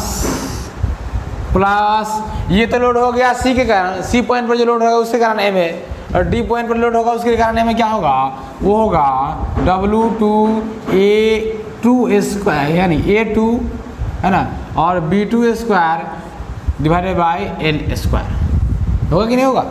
अब चलो इसको हम अगर वैल्यू पुट करेंगे तो 1/L² कॉमन हो जाएगा, तो वो L की वैल्यू कितनी है? 6 है, तो 1/6² कॉमन हो जाएगा, 6 स्क्वायर। उसके अलावा देखो W और W2 बराबर है, इसलिए मैं क्या कहता हूँ, W को कॉमन कर लेता हूँ, और वो कितना था 150 किलो न्यूटन था, मैंने उसको कॉमन कर लिया। A और B में मुझे लोचा है, इसलिए मैं उसको कुछ नहीं करूँगा, मतलब कि 150 किलो न्यूटन है। चलो अब इसको मैं क्या करता हूँ, इसमें बच गया A1 B1 स्क्वायर। A1 की वैल्यू कितनी है, A1 की वैल्यू है मेरे पास 2 मीटर, गुना B1 की वैल्यू कितनी है 4 मीटर का स्क्वायर हो जाएगा ये, प्लस W2 की वैल्यू A2 की वैल्यू कितनी है 4 मीटर, है ना, गुना 2 मीटर का स्क्वायर हो जाएगा ना। अब बताओ, क्योंकि इसको अगर हम लोग कैलकुलेट करेंगे 150 गुना, है ना, इससे कैलकुलेटर से एक ही बार में हो जाएगा 36, है ना, 4 दुना ये कितना हो जाएगा 4 मीटर का स्क्वायर, ये 2 मीटर का स्क्वायर। ध्यान देने वाली बात है, ठीक है। ये कितना हो जाएगा बाबू, ये हो जाएगा 4 4 जा 16 और 2 जा 16 2 जा 32 हो गया, 32 प्लस 4 4 जा 16 हो जाएगा ना 16। आप दोनों को मिलाओगे तो क्या मिल जाएगा 150 डिवाइडेड बाई 36 मल्टीप्लाइड बाई 32 और 16 कितना हो जाएगा 48 हो जाएगा। काटो ये हो जाएगा, है ना, 4 टाइम्स कटेगा, ये कटेगा 3 टाइम्स, 12 सा 12 3 जा 36, और इससे काटोगे तो ये कट जाएगा 50 टाइम्स, मिल गया तुमको 200, है ना, न्यूटन किलो न्यूटन मीटर। नहीं, MA की वैल्यू कितना मिल गया तुमको 200 किलो न्यूटन मीटर। क्या मिल गया 200 किलो न्यूटन मीटर तुमको MA की वैल्यू मिल गया है, ठीक है। अब देखो MB की वैल्यू निकालते हैं, है ना, कैलकुलेशन देखना और अपने से करना, ठीक है। चलो अब MB के लिए क्या होगा वो, MB के लिए मेरे पास फॉर्मूला था WA स्क्वायर B, मतलब कि W1 A1 square B1 divided by L1 square L square, है ना, 1 होता तो 1 करते कि वैसा है नहीं, प्लस W2 A2 स्क्वायर, है ना, B2 divided by L square. ऐसा होगा, बताओ। इसमें अगर हम W2 और W1 को देखें तो दोनों बराबर था, चूँकि W2 और W1 150 क्या है, इसी में मैं क्या करता हूँ, इसमें भी मैं सेव क्या करूँगा, इसको मैं कमन कर लूँगा, है ना, इसको कमन कर लूँगा, इसके बाद L स्क्वायर कमन कर लूँगा तो 6 का स्क्वायर कमन हो जाएगा, इंटू क्या हो जाएगा बाबू, इंटू हो जाएगा A square B1 A1 square B1। तो A1 की वैल्यू कितनी है, A1 की वैल्यू है 2 मीटर का स्क्वायर, है ना, A1 square multiplied by B1 की वैल्यू है 4 मीटर ना, प्लस A2 स्क्वायर, A2 की वैल्यू 4 मीटर का स्क्वायर हो जाएगा, ये 4 मीटर का स्क्वायर, इंटू B2 की वैल्यू कितनी है, B2 की वैल्यू है 2 मीटर। अब बताओ, इसका कैलकुलेशन कर रहे हैं तो 150 बाई कितना हो जाएगा 6 का स्क्वायर, इंटू क्या हो जाएगा, ये क्या हो जाएगा बताओ तो, ये हो जाएगा 4 4 जा 8 16, और ये हो जाएगा प्लस 4 4 जा 16 2 जा 32। सेम हो जाएगा, इसकी वैल्यू निकालोगे तो मिलेगा तुमको 200 किलो न्यूटन। तो मेरे पास MA और MB की वैल्यू दोनों बराबर है। क्या है, MA और MB की वैल्यू दोनों बराबर है, MA और MB की वैल्यू दोनों बराबर है। चलो इससे अगर हम डायग्राम खींचेंगे तो क्या मिलेगा, this is point A, this is point A, this is point B, और इस पे हम अगर फिक्स मोमेंट डायग्राम खींचेंगे तो क्या हो जाएगा, सेम इंटेंसिटी है 200 किलोमीटर का। तो चलो इस पॉइंट पर भी 200 किलोमीटर का दे देते हैं, इस पॉइंट पर भी 200 किलोमीटर का दे देते हैं। चलो अब एक चीज़ समझाएंगे यहाँ से, ये मेरा क्या हो गया, रेक्टेंगुलर मोमेंट डिस्ट्रीब्यूशन डायग्राम हो गया इसका। अब बताओ ये कैसा डायग्राम होगा, निगेटिव डायग्राम होगा। याद होगा तुम लोगों को, याद ये होगा कि जब 4th सेमेस्टर मॉस में हम लोग पढ़ते थे उसमें हम लोग नेगेटिव मोमेंट को नीचे दिखाते थे, है, बेस लाइन से नीचे दिखाते थे। ये एक मनगढ़ंत कहानी होता है ना, इसको हम लोग ऊपर भी दिखा सकते हैं, बट आपको साइन लिखना पड़ेगा वहाँ पे, है ना। अगर मैं इसका साइन मैंने लिख दिया कि ऊपर में मैंने पॉजिटिव दिखाया है तो है, बात खत्म है ना। इसको मैं नीचे भी दिखा सकता था, मैं यहाँ से लिख सकता था इसको बेस लाइन के नीचे भी, है ना। मैंने इसमें ऐसा इसलिए लिखा है क्योंकि अब मैं इस डायग्राम को और इस डायग्राम को मर्ज करूंगा तो मुझे आसानी मिलेगा, है ना। इस डायग्राम को मैं क्या करूंगा, आपस में मर्ज कर दूंगा, है ना, तब मुझे आसानी मिल जाएगी। अब ये बताओ, दिस इज पॉइंट MA है, ये MB है, ये इसकी वैल्यू कितनी थी, इसकी वैल्यू थी 200 किलो न्यूटन की, इसकी वैल्यू थी 200 किलो न्यूटन मीटर की।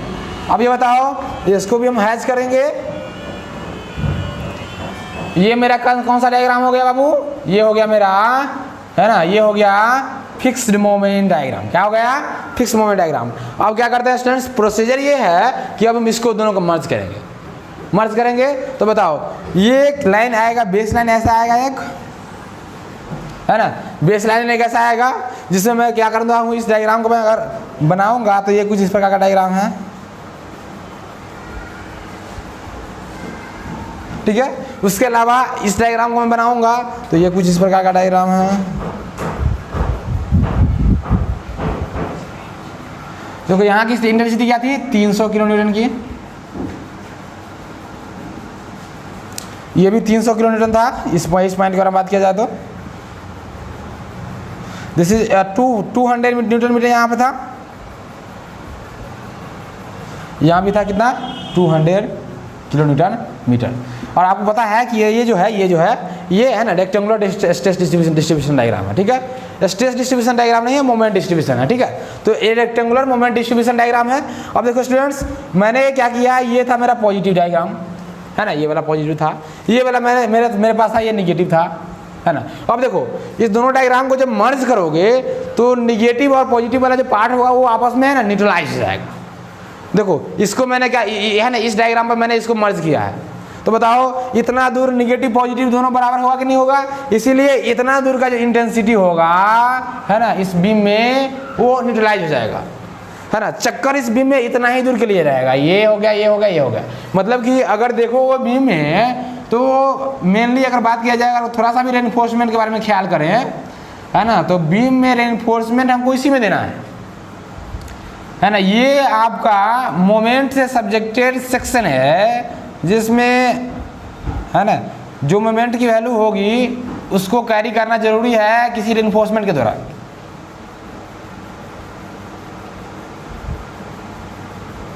आई समझ में? तो आपका ये जो बीम है उसमें ये जो मेरा मोमेंट डिस्ट्रीब्यूशन डायग्राम है ये हो जाएगा।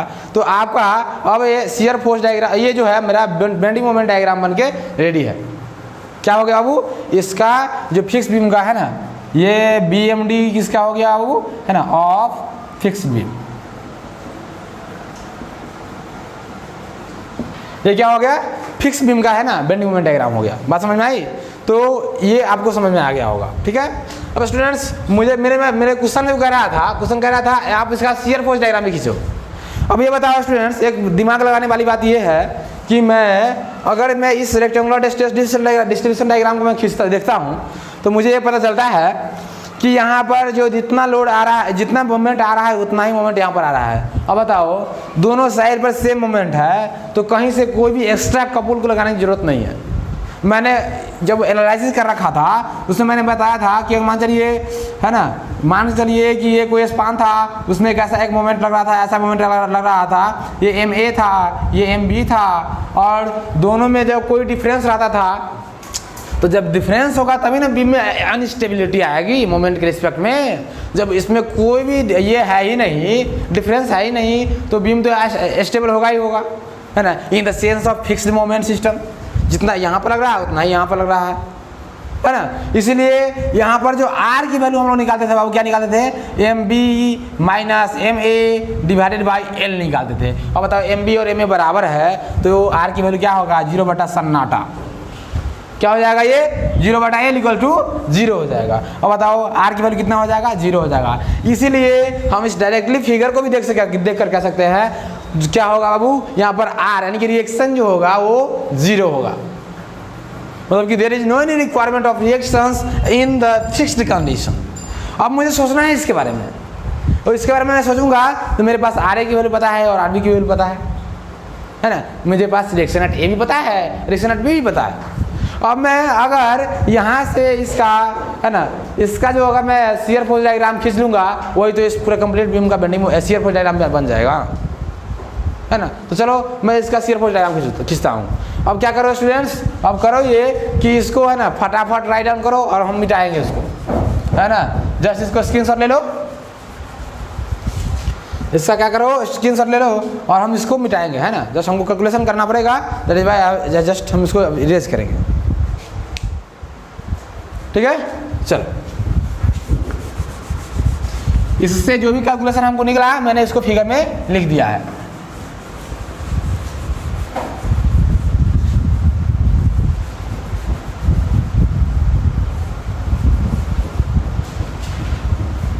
अब मैं किसके बारे में चर्चा कर रहा हूँ? फॉर शियर फोर्स डायग्राम के बारे में चर्चा हूँ, फॉर शियर फोर्स डायग्राम।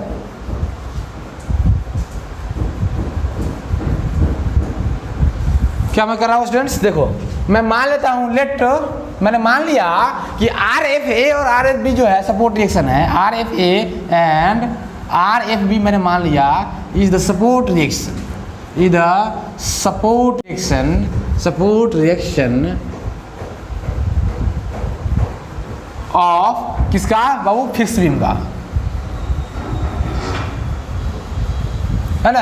मैंने क्या कर लिया, मैंने ये मान लिया कि जो फिक्स बीम है उसका सपोर्ट रिएक्शन है ना RFA और RFB है। बताओ यहाँ पर मैंने मान लिया इसका मैंने मान लिया क्या, यहाँ पर जो रिएक्शन लगेगा मैं मान लेता हूँ RFA है, यहाँ पर जो लगेगा मैंने मान लेता हूँ इसको RFB है। देखो अब आप लोगों को करना क्या है, आप लोगों को करना ये है कि RFA और RFB की वैल्यू फाइंड करना है। देखो स्टूडेंट्स यहाँ पर R के बीच में कोई लोचा नहीं है, where is the sign positive और निगेटिव, मतलब कि ये आप वार लगाए या फिर डाउन वार लगाए, क्योंकि R की वैल्यू निकालोगे वेयर, यहाँ से मैं लिख ही देता हूँ, वेयर R इक्वल टू क्या हो जाएगा बाबू? MB माइनस MA, है ना, MB minus MA divided by L। Depend करता है MB माइनस MA होगा या फिर MA माइनस MB होगा, ये डिपेंड करेगा कौन बड़ा है, जो बड़ा है उसमें से छोटा वाला घटाएंगे, डिवाइड बाई L कर देंगे, है ना, इसीलिए ये हो गया। अब बताओ MB minus MA by L करोगे तो क्या हो जाएगा, है ना, दोनों सेम है तो हो जाएगा स्टूडेंट्स, है ना, 0/L equals to 0, since MA equal to क्या है बाबू? MB है। आया समझ में? MA इक्वल टू क्या है? MA इक्वल टू है MB। आया समझ में? अब ये देखो R की वैल्यू मेरे पास ये है 0, है ना, देयरफॉर मैं अगर RFA के बारे में लिखूँ तो क्या हो जाएगा बाबू? RA, है ना, प्लस R, है ना, तो कितना हो जाएगा? R की वैल्यू तो 0 है और ये बराबर कितना हो जाएगा बाबू? है ना, 150 किलोमीटर के बराबर हो जाएगा, क्योंकि आपको पता है कि RA की वैल्यू मैंने निकाल रखा है 150 किलोमीटर। बात आया समझ में?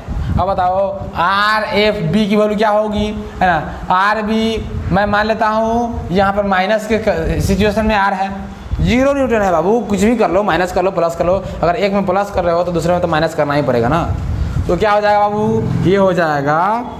लेकिन देखो इसमें मैं अगर फॉर्मूला ये यूज़ कर रहा हूँ तो MB इसमें, इसका मतलब MB ज़्यादा है, तो MB ज़्यादा है तो इसमें ये पॉजिटिव होगा, ये निगेटिव हो जाएगा, ये क्या हो जाएगा? निगेटिव हो जाएगा, क्योंकि इसका मतलब ये है कि MB मैंने मान लिया ऐसा कि MB ज़्यादा है, लेकिन ऐसा तो है तो नहीं, बराबर तो है, इसीलिए कंसीडरेशन में कोई भी चेंज नहीं होगा, है ना, रिजल्ट में कोई भी चेंज नहीं आएगा। तो क्या हो जाएगा? अब बताओ ये RB के बराबर हो जाएगा और इसका ही वैल्यू 150 किलोमीटर होगा। मेरे पास अब क्या पता हो गया स्टूडेंट्स? RFA भी पता हो गया, RFB भी पता हो गया, है ना। अब स्टूडेंट्स देखो क्या होगा, 10 मैं यहाँ से लिखूँगा SF शियर फोर्स एट, है ना, पॉइंट, मैं क्या कर रहा हूँ इधर से इधर जा रहा हूँ, राइट से लेफ्ट जाऊँगा, तो SF एट पॉइंट B, यानी कि SF at B equal to क्या हो जाएगा बाबू? देखो मैं क्या कर रहा हूँ, शियर फोर्स डायग्राम के लिए जो भी डाउनवार्ड फोर्सेस है उसको मैं पॉजिटिव लूँगा, अपवार्ड फोर्सेस को मैं क्या लूँगा बाबू? निगेटिव लूँगा। बात समझ में आ रही है? अब बताओ SF equal to SF at B क्या हो जाएगा? यहाँ देखो SF एट B ये है तो ये अपवार्ड है, इसलिए मैं मान लूँगा क्या हो जाएगा? निगेटिव, तो निगेटिव R भी हो जाएगा, बात पर बराबर, मतलब 1 से 150 किलोमीटर का वैल्यू जो होगा निगेटिव आ जाएगा। अब बताओ SF एट B हो गया, SF एट D की बात है, SF एट D सेम चीज़ एट D, सेम चीज़ एट D, तो क्या हो जाएगा? देखो D की अगर बात किया जाए तो देखो D से अगर राइट में कंसीडर करोगे तो ये कंसीडर में नहीं आएगा, वैल्यू सेम रहेगा। अगर D से अगर लेफ्ट में कंसीडर करोगे तो D लेफ्ट क्या हो जाएगा? 0 हो जाएगा। क्यों 0 होगा? क्योंकि माइनस R भी एक है ना अपवार्ड डायरेक्शन वाला, और प्लस में W की वैल्यू कितनी है? 150 है, बराबर कितना हो जाएगा? 0। आया समझ में? उसी प्रकार से SF एट क्या बाबू, एस एफ एट डी के बारे में बात कर लिए हम लोग, सी के बारे में बात करें तो क्या हो जाएगा, देखो सी के बारे में बात किया जाए तो सी पर देखो, सी पर कितना हो जाएगा, ये सी पर आ जाएगा ये है ना निगेटिव आर बी है ना प्लस डब्लू है ना और माइनस डब्लू, तो अभी कितना हो जाएगा बाबू, देखो negative R B plus W minus W नहीं होगा क्योंकि दोनों डब्लू टर्म आड़े है, इसलिए दोनों का डब्लू प्लस में हो जाएगा। तो बताओ 150 माइनस 150, 150 माइनस हो जाएगा प्लस 150 प्लस 150, टोटल मिला के 150 किलो न्यूटन हो गया ये। अब बताओ एस एफ एट सी हो गया। अब एस एफ एट ए की बात है, वो क्या हो गया, S F at A equal to क्या हो जाएगा, यही हो जाएगा है ना, एस एफ एट ए क्या हो जाएगा बाबू है ना, S F at A equal to कितना हो जाएगा, देखो एस एफ एट ए कितना हो जाएगा है ना, इतना ही जो ये जो तुमको मिला है 150 किलो न्यूटन उतना ही हो जाएगा। देखो क्या होगा, एस एफ एट ए ये जो हो जाएगा है ना, क्या हो जाएगा minus R B plus W है ना प्लस डब्लू, इतना ही होगा। अगर मैं ए लेफ्ट कंसीडर करूँगा तो ये हो जाएगा, अगर मैं ए राइट कंसीडर करूँगा तो are F A view upward है तो 0 हो जाएगा। मतलब क्या हो जाएगा बाबू, ये इसको हम लिख सकते हैं है ना एस एफ एट ए ना, इसको लिखने की कोई ज़रूरत नहीं। क्यों, तो इसीलिए चूँकि यहाँ पर जो सिस्टम है, यहाँ पर जो सिस्टम है उसके अनुसार अगर ए राइट लेते हैं तो वैल्यू सी जो है वही होगा, ए लेफ्ट लेंगे तो वैल्यू है ना आर एफ ए इंक्लूड हो जाएगा तो वैल्यू मिल जाएगा हमको 0। इसलिए मैं इसका काम में ख़त्म करता हूँ। लिख सकते हो, कोई दिक्कत नहीं है ना, ए राइट ए लेफ्ट करके लिख सकते हो। समझ में आ रहा है बात, नहीं समझ में आ रहा। अब ये हमको मिल गया है डाटा। अब इसका देखो शियर फोर्स डायग्राम खींचो, शियर फोर्स डायग्राम खींचोगे तो देखो मैं ऐसा शियर फोर्स डायग्राम खींच रहा हूँ, इसको मिटाओ। हाँ, एक बेस लाइन होगा, पहले होगा एक बेस लाइन। अब देखो इस बेस लाइन में देखो अपवार्ड फोर्सेस को मैं निगेटिव दिखाया था और डाउनवार्ड फोर्सेस को मैं पॉजिटिव दिखाया था। तो देखो ये पॉइंट कुछ होगा, ये पॉइंट क्या है बाबू, this is A point, this is A point.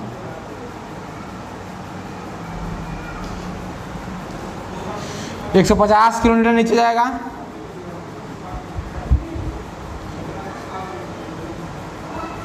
यहाँ से आओगे तो 0 रहेगा, ये ऊपर आओगे तो यहाँ से ऊपर चला जाएगा।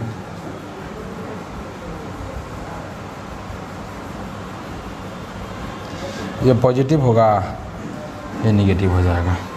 देखो अब इसको क्या कर दो, इसको हैश कर दो। अब देखो इसमें मैं कुछ लिख देता हूँ, मैं इसमें लिख देता हूँ क्या, यहाँ पर मैं लिखूँगा ये पॉइंट ए है, ये 150 लिखो।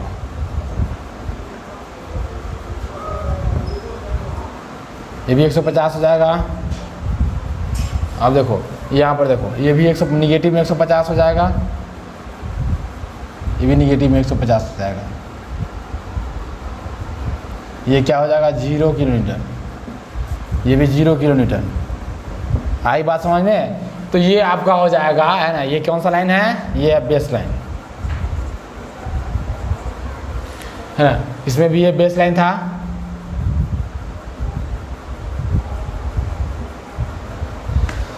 तो मेरे बच्चों ये सब समझ में आया है ना। ये क्वेश्चन पूछ रहा था आपसे, ये ऐसे आप इसका शियर फोर्स और बेंडिंग मोमेंट डायग्राम इसको ड्रॉ करोगे है ना। यहाँ तक आपका एक क्वेश्चन, यहाँ तक क्वेश्चन जो है, यहाँ तक BMD of the fix beam यहाँ तक क्लियर है। अब एक चीज़ और पूछ दिया इसमें, and also find out the maximum deflection if E equal to इतना। अब कह रहा है कि इस बीम का मैक्सिमम डिफ्लेक्शन फाइंड आउट करके दिखाओ। तो देखो बाबू, मैंने जो पढ़ाया था उसमें 2 मेथड पढ़ाया था डिफ्लेक्शन निकालने का। एक पढ़ाया था मैकुलेज मेथड और एक पढ़ाया था मैं मैकुलेज मेथड और एक पढ़ाया था कौन मेथड पढ़ाया था है ना, डबल इंटीग्रेशन मेथड पढ़ाया था।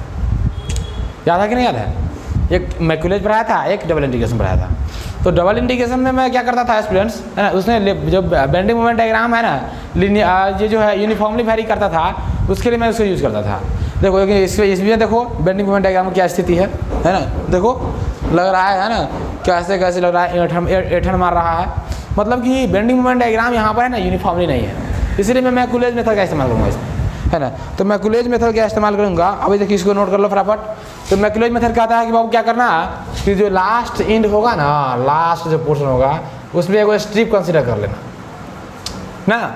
इसमें मैकुलेज कहता है कि लास्ट एंड है उसमें स्ट्रिप कंसिडर कीजिए और वहाँ से आप एनालिसिस कीजिए उसका, है ना, और है ना सिंगुलर ब्रैकेट का यूज़ कीजिए। मैकुलेज कहता था ना, कहता था कि नहीं कहता था। चलो जब मैकुलेज ये बात कहता था तो कहने दो उसको ये बात, मैकुलेज को ये बात कहने दो, ठीक है। मैं इसको क्या कर रहा हूँ, मिटा रहा हूँ, इसको मिटा रहा हूँ मैं।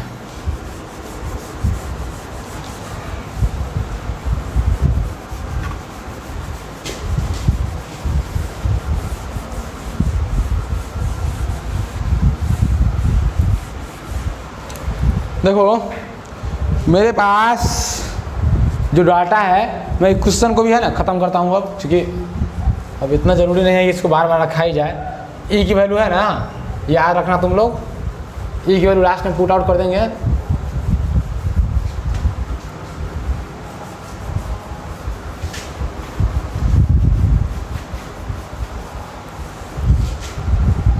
है ना, ये सारा चीज़ हमको निकल चुका है। हम चाहे तो इस सबको भी मिटा सकते हैं, कोई दिक्कत नहीं है, लेकिन चलो थोड़ा सा बोर्ड पर रहेगा तो फीलिंग आएगी। आगे आओ, है ना। फॉर हमको क्या करना बाबू, slope and deflection. Slope and deflection के लिए हम लोग को काम करना है ना। और देखो स्लोप एंड डिफ्लेक्शन के लिए काम करना है तो बताओ मैं क्या कर रहा हूँ, कंसीडर कर रहा हूँ, एक मार्कर तैयार करो। मैं एक कंसीडर कर रहा हूँ, कंसीडर है ना सेक्शन, एक सेक्शन में कंसीडर कर रहा हूँ एट एक्स, है ना, सेक्शन इन किस पोर्शन में मैं कंसीडर करूँगा, है ना, डीबी पोर्शन में, in DB portion at a distance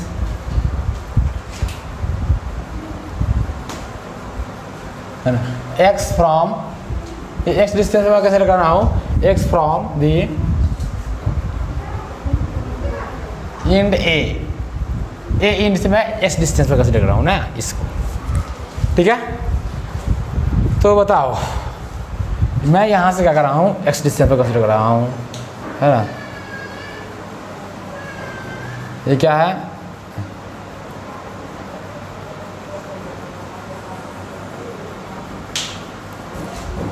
ठीक है, मैं यहाँ से कंसीडर कर रहा हूँ, है ना। आर एफ ए और आर एफ बी की वैल्यू हमको क्या मिली थी बाबू, आर एफ ए और आर एफ बी की वैल्यू मिली थी हमको सेम। आर एफ ए था 150 किलो न्यूटन, सिमिलरली ये भी था 150, R F B 150 kilo newton. और तो स्टूडेंट्स अब मैं क्या करूँगा, यहाँ से यहाँ के लिए मोमेंट लिखूंगा, है ना। अब मैं क्या लिखूँगा, therefore moment at x, x क्या हो जाएगा बाबू, क्या होगा, ये एक्स सिस्टम ने कंसीडर तो किया, लेकिन इस पर हमको मोमेंट भी लिखना पड़ेगा। तो बताओ आर एफ ए के लिए मोमेंट हमको कंसीडर करना पड़ेगा, R F A multiplied by this distance, है ना। तो मैं लिखूँगा इसको R F A multiplied by X ना, क्या लिखूँगा, R F A multiplied by X into X करो, R F A into X. अब देखो ये तो सेकिंग मोमेंट दे दिया, ये सब निगेटिव मोमेंट देगा, माइनस माइनस, ये देखो क्या है, ये 150 मल्टीप्लाइड बाई ये डिस्टेंस। और बताओ ये डिस्टेंस क्या है, इस x में से अगर इस टोटल में से अगर हम इसको माइनस कर देंगे तो ये डिस्टेंस निकल जाएगा ना। तो बताओ ये कितना हो जाएगा, 150 इंटू क्या हो जाएगा, 150 इंटू एक्स माइनस 2 कर दो। ये बात समझ में आ रहा है कि नहीं आ रहा है। मुझे इस लोड के द्वारा इस x पर मोमेंट निकालना था, तो मैं क्या करूँगा, मुझे ये लोड और ये डिस्टेंस चाहिए था, तो मैंने क्या किया, इस पूरे डिस्टेंस में से इस डिस्टेंस को माइनस कर दिया, तो मुझे ये मिल गया और मैंने इसको लोड से मल्टीप्लाई कर दिया, ठीक है। चलो ये हो गया माइनस ऑफ, है ना। अब देखो ये कैसा ब्रैकेट है, ये एक सिंगुलर ब्रैकेट होना चाहिए, कैसा होना चाहिए, सिंगुलर ब्रैकेट होना चाहिए, ठीक है, ये एक सिंगुलर ब्रैकेट होना चाहिए। दूसरी बात, इस लोड के कारण क्या होगा, तो इसका लोड के कारण क्या होगा, माइनस 150 ये भी सिंगुलर ब्रैकेट होगा इंटू, अब देखो 150 इंटू ये डिस्टेंस चाहिए हमको। अब हम क्या करते हैं, इस पूरा डिस्टेंस में से इस डिस्टेंस को माइनस कर देंगे, क्योंकि ये टर्मिनोलॉजी ही ऐसा है, क्योंकि आपको है ना किसी न किसी ब्रैकेट लोड के रूप में आपको लेना पड़ेगा। तो क्या हो जाएगा बाबू, इंटू 4 माइनस 4। ये आपका मोमेंट एट एक्स एक्स आपने है ना लिख लिया है। क्या लिख लिया है students, moment at x x आपने लिख लिया है। देखो ये सपोर्ट रिएक्शन के कारण मोमेंट है, क्या लिखा हुआ है, ये है सपोर्ट रिएक्शन के कारण मोमेंट लिखा हुआ है, ठीक है। ये सपोर्ट रिएक्शन के कारण मोमेंट लिखा हुआ है। एक चीज़ और स्टूडेंट्स है ना, अब एक चीज़ और देखो, इसमें ये देखना है कि इसमें कुछ ना कुछ फिक्सिंग मोमेंट भी है ना, क्या है, फिक्सिंग मोमेंट भी है। इसीलिए आपको ये फिक्स्ड मोमेंट है, फिक्स्ड मोमेंट उसको भी कंसीडर करना पड़ेगा, वो भी हॉगिंग नेचर का होगा। इसलिए मैं क्या करूँगा स्टूडेंट्स, यहाँ पर एक और जोड़ देता हूँ मैं, है ना, यहाँ पर मैं क्या करूँगा, एक और जोड़ दूँगा। एम एक्स एक्स क्या हो जाएगा, are F A into x है ना माइनस 200 क्या था मेरा, फिक्सिंग मोमेंट था ना, आर एफ ए माइनस क्या हो जाएगा, ये देखो ये 200 जो है 200 उसके बाद, ठीक है। और बताओ अब ये मुझे ये क्या मिल गया, एक इक्वेशन मिल गया, क्या मिल गया। अब इस क्वेश्चन में देखो, अब इस क्वेश्चन में मैं क्या करता हूँ, आर एफ ए की वैल्यू मुझे पता है, उसको मैं पुट करूँगा तो 150 इंटू एक्स हो जाएगा माइनस 200 है ना, माइनस 150 इंटू क्या हो जाएगा, एक्स माइनस 2, ये हो जाएगा माइनस 150 इंटू एक्स माइनस 4। देखो है ना, मैं ब्रैकेट का जो नेचर है उसको मैं चेंज नहीं करने वाला। ब्रैकेट का नेचर मैं चेंज क्यों करूँ, इसीलिए मैं ब्रैकेट का नेचर चेंज नहीं करूँगा। ये सारा का सारा ब्रैकेट है ना, ये सिंगुलर ब्रैकेट ही रहेगा। और बताओ है ना, याद होगा मैं जब स्लोप इक्वेशन पढ़ा रहा था तो ये into D two upon D x सारे क्या कर रहा था, मैंने इसको एम एक्स एक्स माना था। तो मैं इसके जगह पर सिंपली इसको मैं अगर लिखूँ तो क्या हो जाएगा बाबू, यहाँ पे ये I into D two I upon D X square equals to क्या हो जाएगा है ना, ये 150 एक्स माइनस 200 है ना, 200 माइनस 150 इंटू एक्स माइनस 2 है ना, माइनस 150 एक्स माइनस 4। यह आया समझ में। अब देखो स्टूडेंट्स मैं क्या करूँगा, अब यहाँ ऐसे इंटीग्रेशन करूँगा। अगर इंटीग्रेशन आती है थोड़ा भी तो ये बन जाएगा ना,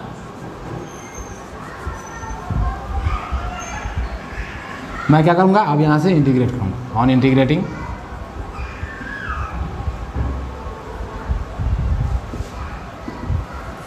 जब मैं इंटीग्रेट करूँगा तो देखो बाबू क्या हो जाएगा, ये E I into D Y D X हो जाएगा है ना, बराबर क्या हो जाएगा है ना 150 एक्स स्क्वायर बाई 2, इसका इंटीग्रेशन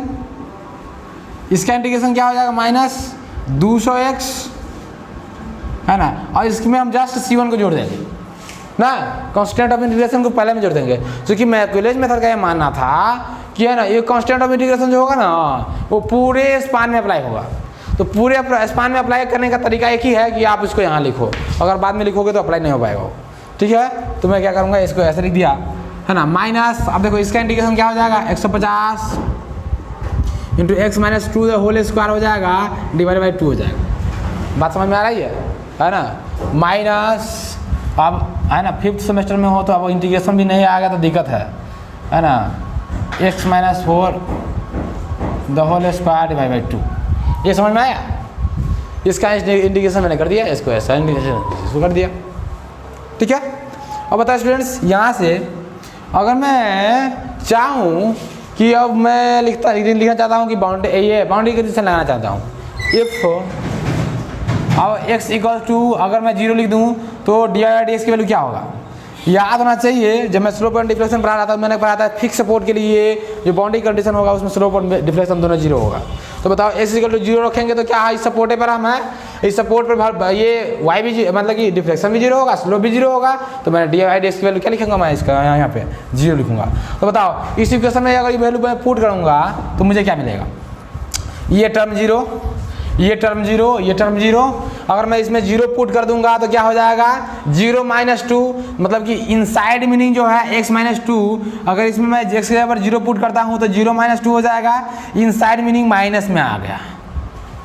और मैकुलेज फंक्शन कहता है कि इनसाइड मीनिंग माइनस में नहीं होना चाहिए, माइनस में हो जाएगा तो टर्म में जीरो हो जाएगा, इसीलिए ये भी जीरो और सिमिलरली ये भी जीरो, क्योंकि ये भी माइनस में चला है ना। सिंगुलर जो फंक्शन होता है उसका मीनिंग ही यही होता है कि आपका जो एंगुलर ब्रैकेट है, एंगुलर ब्रैकेट के अंदर माइनस टर्म एग्जिस्ट नहीं करेगा तो नहीं करेगा। मैकुलेज कैसा मानना था, बात समझ में आ रही है। इसीलिए ये भी जीरो और ये भी जीरो। तो बताओ कंप्लीटली सी की वैल्यू क्या हो जाएगा, ये क्या क्या हो जाएगा बाबू, इसको जीरो कंसिडर करो, तो C1 की वैल्यू क्या हो जाएगा बाबू, जीरो हो गया। अब इसको अगर इसमें पुट करोगे, ऑन पुटिंग इन एबव है ना इक्वेशन, तो क्या हो जाएगा, स्लोप इक्वेशन मिलेगा हमको, है ना। क्या मिलेगा, स्लोप इक्वेशन मिलेगा। स्लोप इक्वेशन विल बी, क्या हो जाएगा स्लोप इक्वेशन, स्लोप इक्वेशन ये होगा कि E I into D Y D X equals, है ना, 150 एक्स स्क्वायर बाई 2 की वैल्यू अगर हम लिखना चाहे तो चलो लिखो, तो 150 यानी कि 75 एक्स स्क्वायर होगा कि नहीं होगा, है ना। मैंने क्या कर दिया, 150 था ये, मैंने इसको आधा कर दिया, माइनस 200 एक्स, है ना। C1 की वैल्यू जीरो हो गया, इसको लिखने की जरूरत नहीं है, इंटू 150/2 कितना हो जाएगा, 75। एंगुलर ब्रैकेट में रखो इसको, x - 2 द होल स्क्वायर, ये क्या है minus, similarly 175 into x minus, अब देखो ये एंगुलर ब्रैकेट में होना चाहिए, फॉर द होल स्क्वायर। बात समझ में आई है, चलो विच इम्प्लाइज, आपने फिर से इंटीग्रेट कर देंगे, है ना, अगेन इंटीग्रेटिंग। अब देखो स्टूडेंट्स, ये डबल इंटीग्रेशन मेथड और फिर ये जो मेरा था मैकुलेज मेथड, दोनों तो सेम ही है, सिर्फ चेंजिंग यहाँ है ना, एंगल में, एंगुलर ब्रैकेट में चेंजिंग है ना। बात तो है ना, उसमें भी दोबारा इंटीग्रेशन करते थे, इसमें भी दोबारा इंटीग्रेशन करते हैं। चलो तो क्या हो जाएगा, क्या हो जाएगा, ये ई आई इंटू वाई हो जाएगा, इसमें क्या हो जाएगा, ये 75x³ 3 होगा कि नहीं होगा, माइनस 200x² 2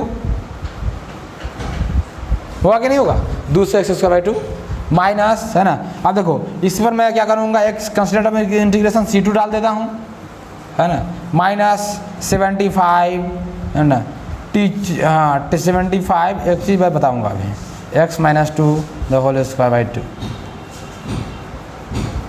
इवन बहुत सारे जो आधुनिक टीचर हैं उनको ये पता नहीं होता है कि ये फंक्शन का मीनिंग क्या है। जब आप अच्छे लोगों से स्टडी करोगे, तो आप अच्छे लोगों के पास जाओगे तो उनको पता होता है कि ये जो मेरा एंगुलर ब्रैकेट है उसका मीनिंग क्या है ना।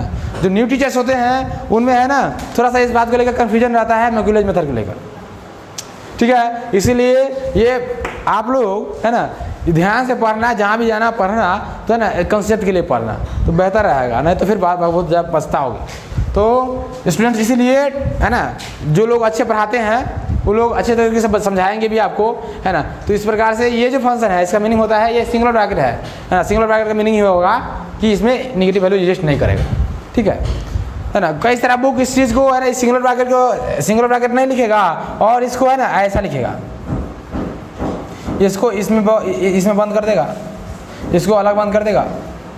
कई सारे बुक का लिखने का तरीका ये है, ठीक है। लेकिन इन सारे तरीकों का मतलब ये होता है कि इसके इनसाइड पार्टिकल में जो ब्रैकेट आ रहा है, ये जो सिस्टम आएगा किसका, ये जो सिस्टम आएगा नेगेटिविटी का, वो जीरो कर देगा इसको। तो उस केस में आपको है ना थोड़ा सा मुश्किल का सामना करना पड़ सकता है। इसीलिए आप लोगों के पास ये बेहतर ऑप्शन है कि आप लोग जैसे मैं पढ़ा रहा हूँ उस चीज़ को पढ़ो, ठीक है। समझ में आ रहा है ये। अब देखो ये है, अब ये है माइनस क्या हो जाएगा, ये माइनस देखो ये देखो 75x माइनस होल इसमें 2 द होल स्क्वायर था, इसका इंटीग्रेशन कर रहे थे तो यहाँ पर q होगा, q/3 हो जाएगा ये ना। इसी प्रकार से ये 75 ये एंगुलर ब्रैकेट में x - 4 द होल स्क्वायर हो जाएगा डिवाइडेड बाय होल स्क्वायर कहाँ से होगा, ये 3 होगा। आया समझ में। अब ये मेरे पास इक्वेशन है। अब देखो स्टूडेंट्स अगर मैं अप्लाई करूँगा, अगेन अप्लाइंग बाउंड्री कंडीशन में अप्लाई कर रहा हूँ,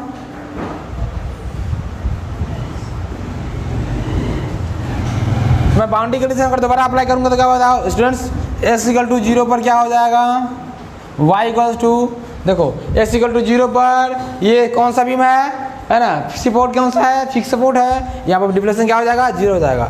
x = 0 पर y = 0 हो गया ना, x = 0 पर क्या होगा, y = 0 हो गया। क्योंकि यहाँ पर जो बात होती थी है ना, कर्व का जो डिफ्लेक्शन सिस्टम होता है ना ऐसे होता है, इसलिए यहाँ पर स्लोप भी 0 हो जाता है और डिफ्लेक्शन भी 0 हो जाता है। ठीक है, y = 0, देयरफॉर है ना C2 की वैल्यू में क्या ख्याल है, C2 को जो वैल्यू होगा वो देखो ये भी 0, ये भी 0, ये भी 0, चूँकि 0 भर रहे हैं इसलिए, और ये निगेटिव हो गया तो ये भी 0, ये निगेटिव हो गया तो ये भी 0, बन गया C2 भी 0 हो जाए, है ना। C2 भी क्या हो गया, 0 हो गया। यहाँ पर C1 भी क्या था बाबू, 0 था। आप जब यहाँ में क्वेश्चन को सोल्व करने जाते हो तो जो C1 की वैल्यू मिलती है, C2 की वैल्यू मिलती है ना, उस सब के साथ क्या किया करो, ये सब चीज़ है ना घेरा लगाया करो। जैसे कि ये स्लोप इक्वेशन मिला, इसको मैं क्या करूँगा है ना, एक पैरेललोग्राम में बंद कर दूँगा। और पैरेललोग्राम में एक रेक्टेंगल में बंद कर दो इसको ना, इसमें मैंने क्या कहते हैं, इसको मैंने बंद कर दिया। इसीलिए ये सब चीज़ है ना इम्पैक्ट होता है। एक्चुअली बात होता है कि आप जो है ना टेस्टर होता है, कॉपी टेस्टर कहने का मतलब जो चेकिंग करने वाले अथॉरिटी होते हैं है ना, उनके पास उतना कहाँ टाइम होता है कि आपको है ना एक चीज़ को डिटेल में देखेंगे, वो सिर्फ इसी सब चीज़ को देखते हैं। ये C1 की वैल्यू क्या आया है, इसका C1 की C2 की वैल्यू क्या आया है, और उसके अनुसार से कैलकुलेशन करते हैं। तो ये समझ में आ रहा है बाबू। अब देखो, अब यहाँ से हमारे पास C2 की वैल्यू मिल गया, तो बताओ मॉडिफाइड जो मेरा मॉडिफाइड डिफ्लेक्शन इक्वेशन होगा वो क्या होगा। तो यहाँ से देयरफॉर है ना ऑन पुटिंग हम क्या करेंगे स्टूडेंट्स,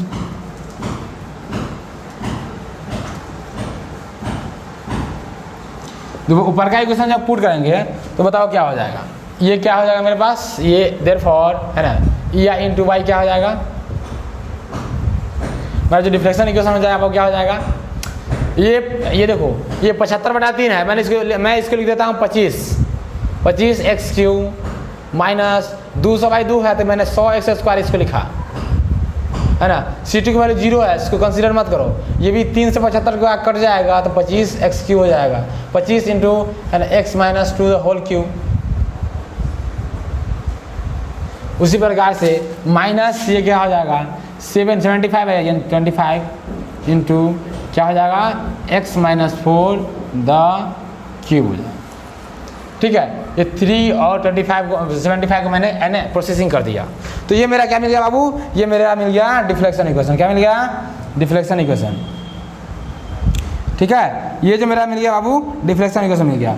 अब यहाँ से हम आपको पता प्राप्त करना है क्या, मैक्सिमम डिफ्लेक्शन प्राप्त करना है।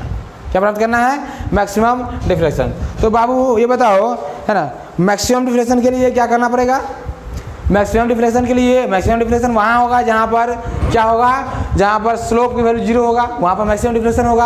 अब बताओ स्लोप की वैल्यू 0 होने के लिए मैं क्या कर सकता हूँ, इसको मैं क्या कर सकता हूँ स्टूडेंट्स, कंसीडर कर सकता हूँ। अब एक बात बताओ स्टूडेंट्स, कि इस पूरा बीम को देखने के बाद क्या पता चलता है कि ये बीम जो है सिमेट्रिक है अबाउट है ना, ये CD स्पैन के अबाउट सिमेट्रिक है। CD स्पैन में कहीं ना कहीं एक ऐसा जगह होगा जिस पर हम लोग कोई सेक्शन काटेंगे तो आधा इधर हो जाएगा आधा इधर हो जाएगा। मतलब कि अगर मैं यहाँ पर 1 मीटर डिस्टेंस यहाँ पर मैं सेक्शन काटता हूँ इस बीम में, तो इस पार्ट का जो सिस्टम होगा इस पार्ट का सिस्टम जो होगा बराबर हो जाएगा। मतलब कि ये बीम जो है y एक्सिस के अबाउट सिमेट्रिक है ना, इन द पोर्शन CD। अब बताओ इसमें अगर इस कर्व का नेचर देखोगे तो पता ये चलेगा कि ये बीम का जो मैक्सिमम डिफ्लेक्शन होगा वो किस पोर्शन में होगा, CD पोर्शन में होगा। तो बताओ मैक्सिमम डिफ्लेक्शन अगर CD पोर्शन में हो रहा है तो मैं क्या करूं, मैक्सिमम डिफ्लेक्शन अगर CD पोर्शन में हो रहा है तो मैं क्या करूंगा, कुछ टर्म्स को एलिमिनेट कर दूंगा। एलिमिनेट मैं इसको कर दूंगा, क्या मुझे मैक्सिमम डिफ्लेक्शन निकालना है। ये टर्म है ना DB टर्म का है, ये टर्म है DB स्पैन के लिए है। मैं अगर इसको भी मैं एलिमिनेट कर दूंगा और इसको कंसिडरेशन में लाऊंगा तो जाके मेरा जो इक्वेशन है वो मिल जाएगा। आ रही बात समझ में क्या है ना। तो यहाँ से लिखो, सिंस मैक्सिमम डिफ्लेक्शन जो होगा बाबू किसमें होगा, मैक्सिमम डिफ्लेक्शन ऑकर्स इन है ना, ऑकर्स किसमें हो रहा है बाबू, इन किस पोर्शन में, मैक्सिमम डिफ्लेक्शन ऑकर्स इन है ना CD पोर्शन।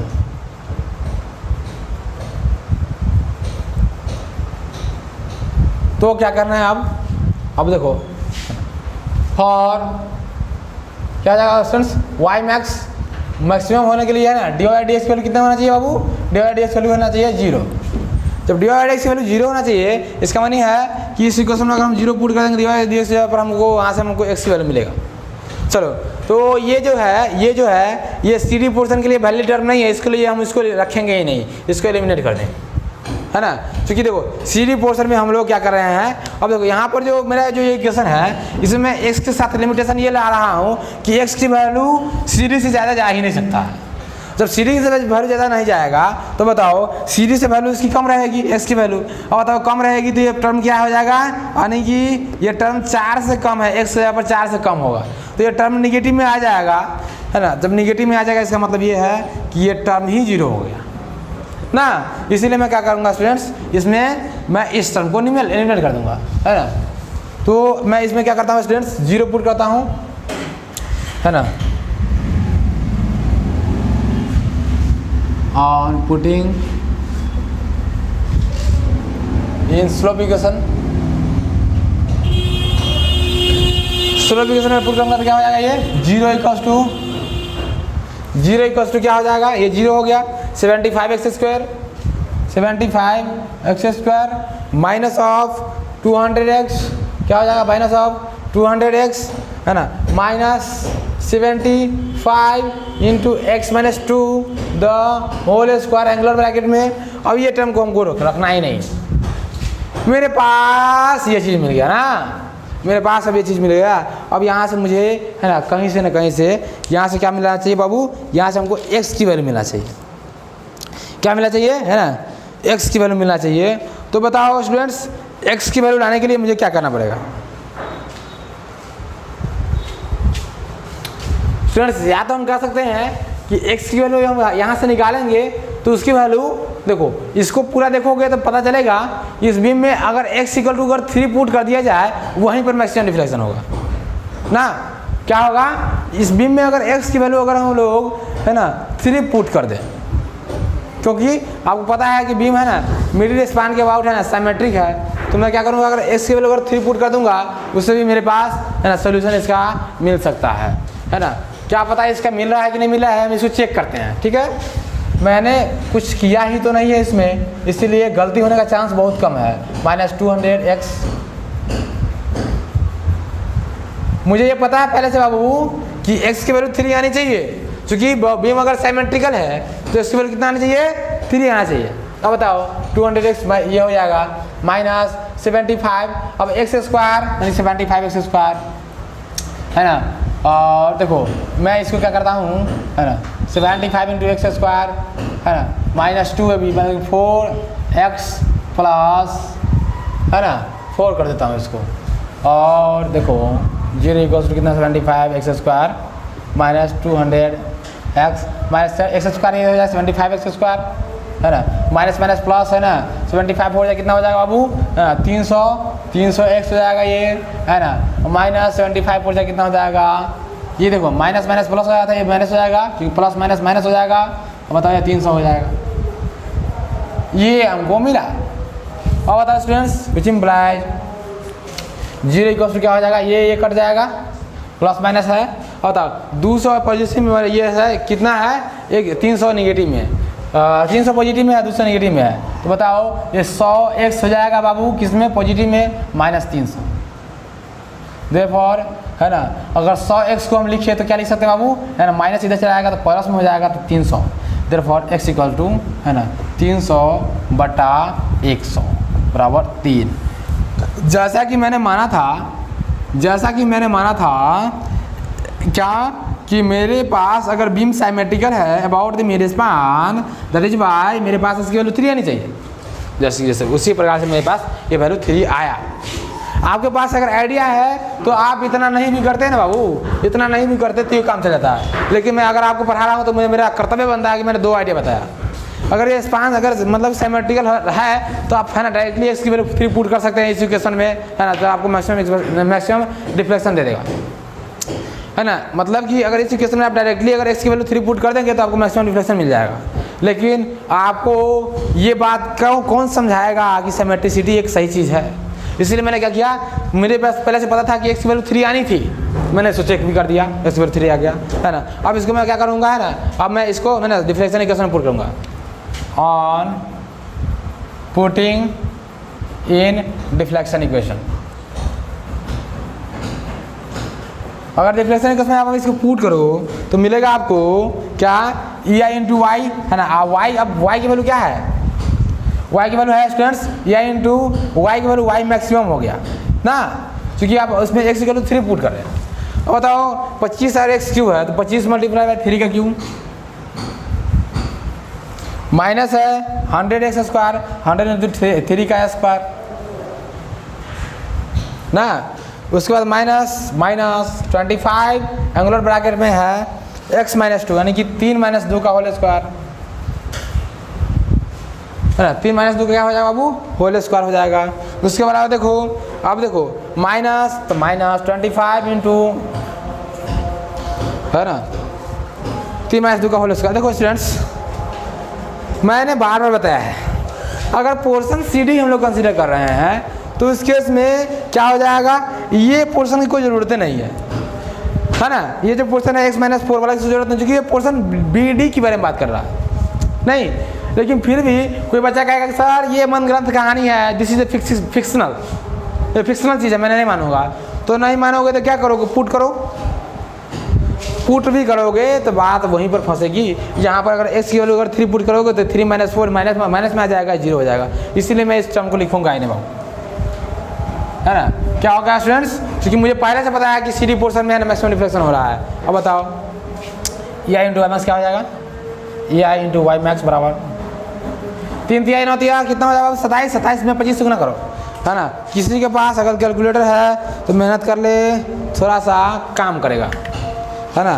कैलकुलेटर क्या है, कैलकुलेटर कहता है 25 × 3 का क्यूब कर दो, माइनस 100 × 3 द स्क्वायर, है ना, -25 इंटू, है ना, 3 - 2 द होल स्क्वायर। कोई मीनिंग नहीं बनता है इसका, तो 25 ही रहने दो। इसका वैल्यू जो आ रहा है बाबू -250 आ रहा है। कितना आ रहा है, -250। ये कितना आ रहा है बाबू, इसका वैल्यू है -250, ठीक है। देयरफॉर y max क्या हो जाएगा बाबू, y max -250 / EI। अब बताओ EI की वैल्यू क्या है, -250 डिवाइडेड बाई EI की वैल्यू क्या है। E की वैल्यू तुमको मिलना चाहिए था, E की वैल्यू 2 × 10⁸ था, है ना, मल्टीप्लाइड बाई I की वैल्यू क्या था, I की वैल्यू क्या था, है ना। क्वेश्चन में I की वैल्यू दिया हुआ है 8 × 10⁸, 8 × 10⁸ क्या था, 8 × 10⁸ था। अब देखो स्टूडेंट्स, अब ये सारा जो चीज़ मिल रहा है तुमको, देखो ये चीज़ मिल रहा है। देखो स्टूडेंट्स, E की वैल्यू जो दिया हुआ था क्वेश्चन में, उसको क्वेश्चन में देखो E की वैल्यू मेरे पास जो क्वेश्चन में दिया हुआ था वो शायद मुझे लगता है कि, है ना, मीटर में दिया हुआ था। कुछ किस में दिया हुआ था, है ना। E की वैल्यू दिया हुआ था 2 × 10⁸ kN/m²। किस में दिया हुआ था, E = दिया हुआ था 2 × 10⁸ kN/m², ठीक है। kN/m² में दिया हुआ था E की वैल्यू, है ना। अब बताओ, मैं चाहता हूँ कि ये सब चीज़ जो है, ये सब चीज़ किस में है बाबू, इसमें मैं चाहता हूँ इसको मीटर में लाने के लिए, kN/m²। E की वैल्यू ये दे दिया, है ना। I की वैल्यू दे दिया इतना mm⁴, mm⁴ दे दिया। क्या है ये, mm⁴ दे दिया, है ना। अब ये बताओ कि mm⁴ का मीनिंग जो होगा वो क्या होगा। mm⁴ मतलब है क्या, मतलब है 10⁻⁻12 मीटर के पावर 4। इसीलिए मैं क्या करूँगा बाबू, इस mm⁴ की जगह पर 10 गुना, है ना, गुना 10⁻12 डाल दूंगा। तो ये सारा चीज़ जो है स्टूडेंट्स हम लोगों को मीटर में मिल जाएगा। किस में मिल जाएगा, मीटर में मिल जाएगा। बात समझ में आ रही है। तो क्या हो जाएगा बाबू, ये सब मीटर में हमको मिल गया, ठीक है। किसमें मिल गया, ये सब मीटर में मिल गया। समझ में आ रही है कि नहीं समझ में आ रही है, इस सारा चीज़ समझ में आना चाहिए। तो स्टूडेंट्स, यहाँ पर kN/m² दिया हुआ था, लेकिन ये 250 को जो है स्टूडेंट्स, उसमें मैंने ना किलोमीटर को उसको निकालने के लिए मैंने kN का इस्तेमाल किया है ना। सारा कैलकुलेशन मैं किलो न्यूटन से करता आ रहा हूँ, इसलिए मैं 250 को जगह पर मैंने किलो न्यूटन लिखा। इसलिए किलो न्यूटन वाला जो टर्म है, किलो वाला टर्म खत्म हो जाएगा, है ना। नहीं तो मुझे यहाँ पर लिखना पड़ता 250 किलो न्यूटन, लेकिन मैं ऐसा नहीं लिखूंगा, क्योंकि ये देखो यहाँ पर जो ये जो इक्वेशन दिख रहा है तुमको, इसमें देखो 25x³ जो आया है, इसको कहाँ से आया है, इसको किलो न्यूटन के टर्म से आया। देखो तुम यहाँ शुरू में चले जाओ, है ना। देखो ये देखो 150 वाला है, ये सारा 150 सब किलो न्यूटन में था, इसलिए 250 भी किस में होगा, किलो न्यूटन में होगा, है ना। तो बताओ अगर ये भी किलो न्यूटन में है, अब बताओ अब मैं किलो वाला से किलो वाला को काटूंगा तो दिक्कत हो जाएगा ना, है ना। इसलिए मैं क्या करूँगा, स्टूडेंट्स किलो वाला को कंसीडर ही नहीं करूँगा। ये किलो न्यूटन में है, ई की वैल्यू किलो न्यूटन में दिया हुआ है, चलो बात खत्म करो। अब क्या हो गया स्टूडेंट्स, ये मीटर में है, ये कितने हो जाएगा, मीटर में हो जाएगा। और इसको अगर सोल्व करोगे तो क्या मिल जाएगा बहादुर, इसको सोल्व करोगे तो 250 बट डिवाइडेड बाय क्या, देखो 10 के पावर -12 है, 8 और 8 कितना हो जाएगा, 16 हो जाएगा, है ना। 2 गुना 8 10 के पावर 4 इतना हो जाएगा, है ना। इतना मीटर हो जाएगा, क्या हो जाएगा, इतना मीटर हो जाएगा। अगर इसको सोल्व करोगे तो तुमको मिल जाएगा, इसे सोल्व करोगे तो तुमको मिलेगा कितना है जानते हो, तुमको मिलेगा 1/640 मीटर।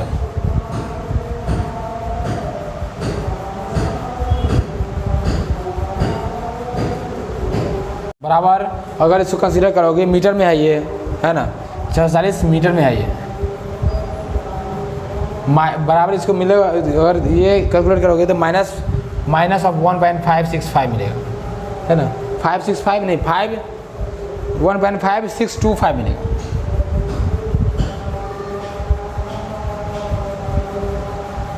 इतना एम मिल जाएगा, मतलब कि देयरफॉर वाई मैक्स की वैल्यू हमको जो मिली है स्टूडेंट्स, वो क्या मिली है, -1.5625, है ना। तो ये क्वेश्चन जो है रहा स्टूडेंट्स है वो कंप्लीट हो गया। तो आपको आशा करते हैं कि ये चीज़ समझ में आया होगा ना। चलिए, तो ये फिक्स बीम का एक अच्छा खासा क्वेश्चन था, है ना। मैं आपको एक है ना क्वेश्चन दे रहा हूँ, है ना, मैं आपको एक क्वेश्चन दे रहा हूँ, आप उसमें उस क्वेश्चन को बना के लाना है आपको, ठीक है। क्या कर लाना है, बना के लाना है। चलो अब मैं क्वेश्चन लिखूँगा, आप लोग उसको बना के लाइएगा, ठीक है। क्वेश्चन लिखना है और उसको बना के लाना है,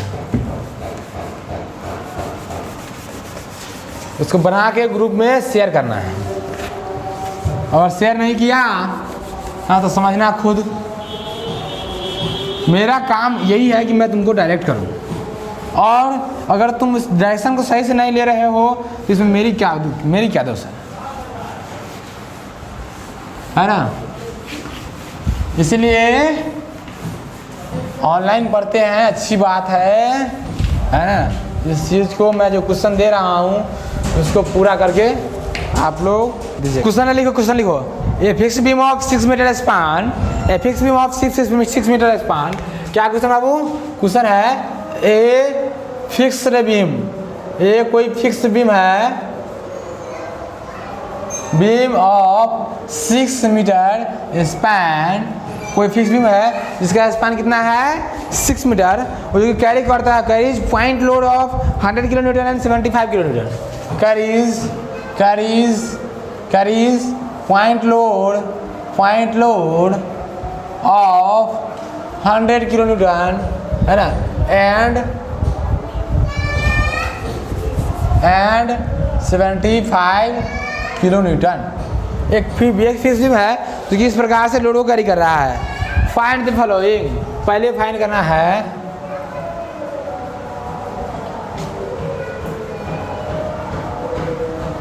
क्या फाइंड करना है, पहला फाइंड करना है fixing moment at ends.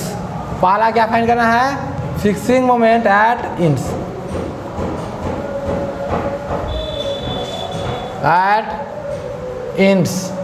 Ends पर फिक्सिंग मोमेंट की वैल्यू क्या होगी वो फाइंड करना है ना। दूसरा फाइंड देखो, इसका फिक्सिंग मोमेंट का जो आंसर आएगा ना वो आएगा, है ना, इसका जो आंसर आएगा वो आएगा 122.22 किलो न्यूटन मीटर, इतना आएगा तुमको, 122.22 किलो न्यूटन आएगा। और M1 की वैल्यू जो आएगा, मतलब कि एक इंड पर जो वैल्यू आएगा ये आएगा दूसरा एम ए की वैल्यू, एम ए की वैल्यू ये आएगा, दूसरा आएगा एम बी की वैल्यू, एम बी की वैल्यू आएगा स्टूडेंट्स 111.11 किलोमीटर पर मीटर, किलोमीटर मीटर। पावर की बात होती नहीं है क्योंकि ये क्या है, फिक्स बीम है। चलो अब उसके अलावा स्टूडेंट्स आप कहता है दूसरा फाइंड करना है reaction at the supports and draw the SFD and BMD. क्या फाइंड करना है बाबू, है ना, support reactions, support reactions and draw, इसमें एक और क्वेश्चन जोड़ दिया, draw shear force diagram and bending moment diagram.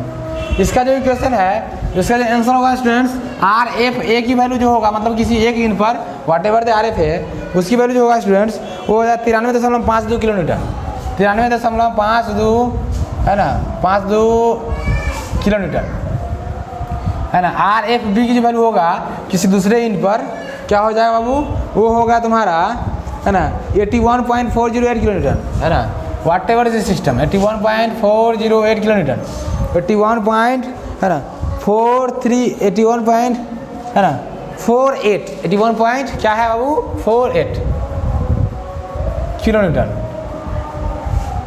ठीक है। आर एफ बी वैल्यू हो गया ये।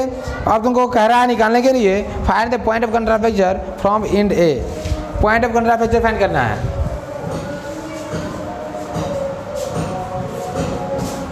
Find the point of contraflexure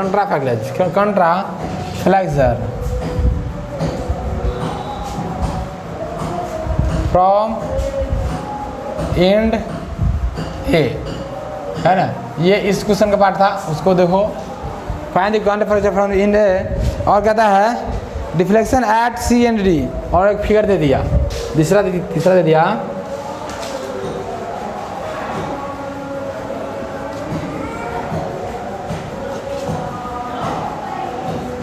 ये दे दिया ना।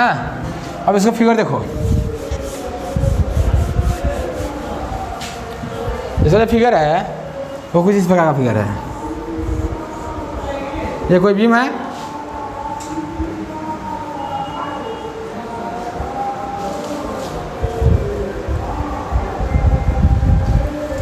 इसका नाम इसने ए दे दिया है, इसका नाम इसने बी दे दिया है फिगर में, और कहता है सेम पैटर्न है जैसा कि पहले क्वेश्चन में था।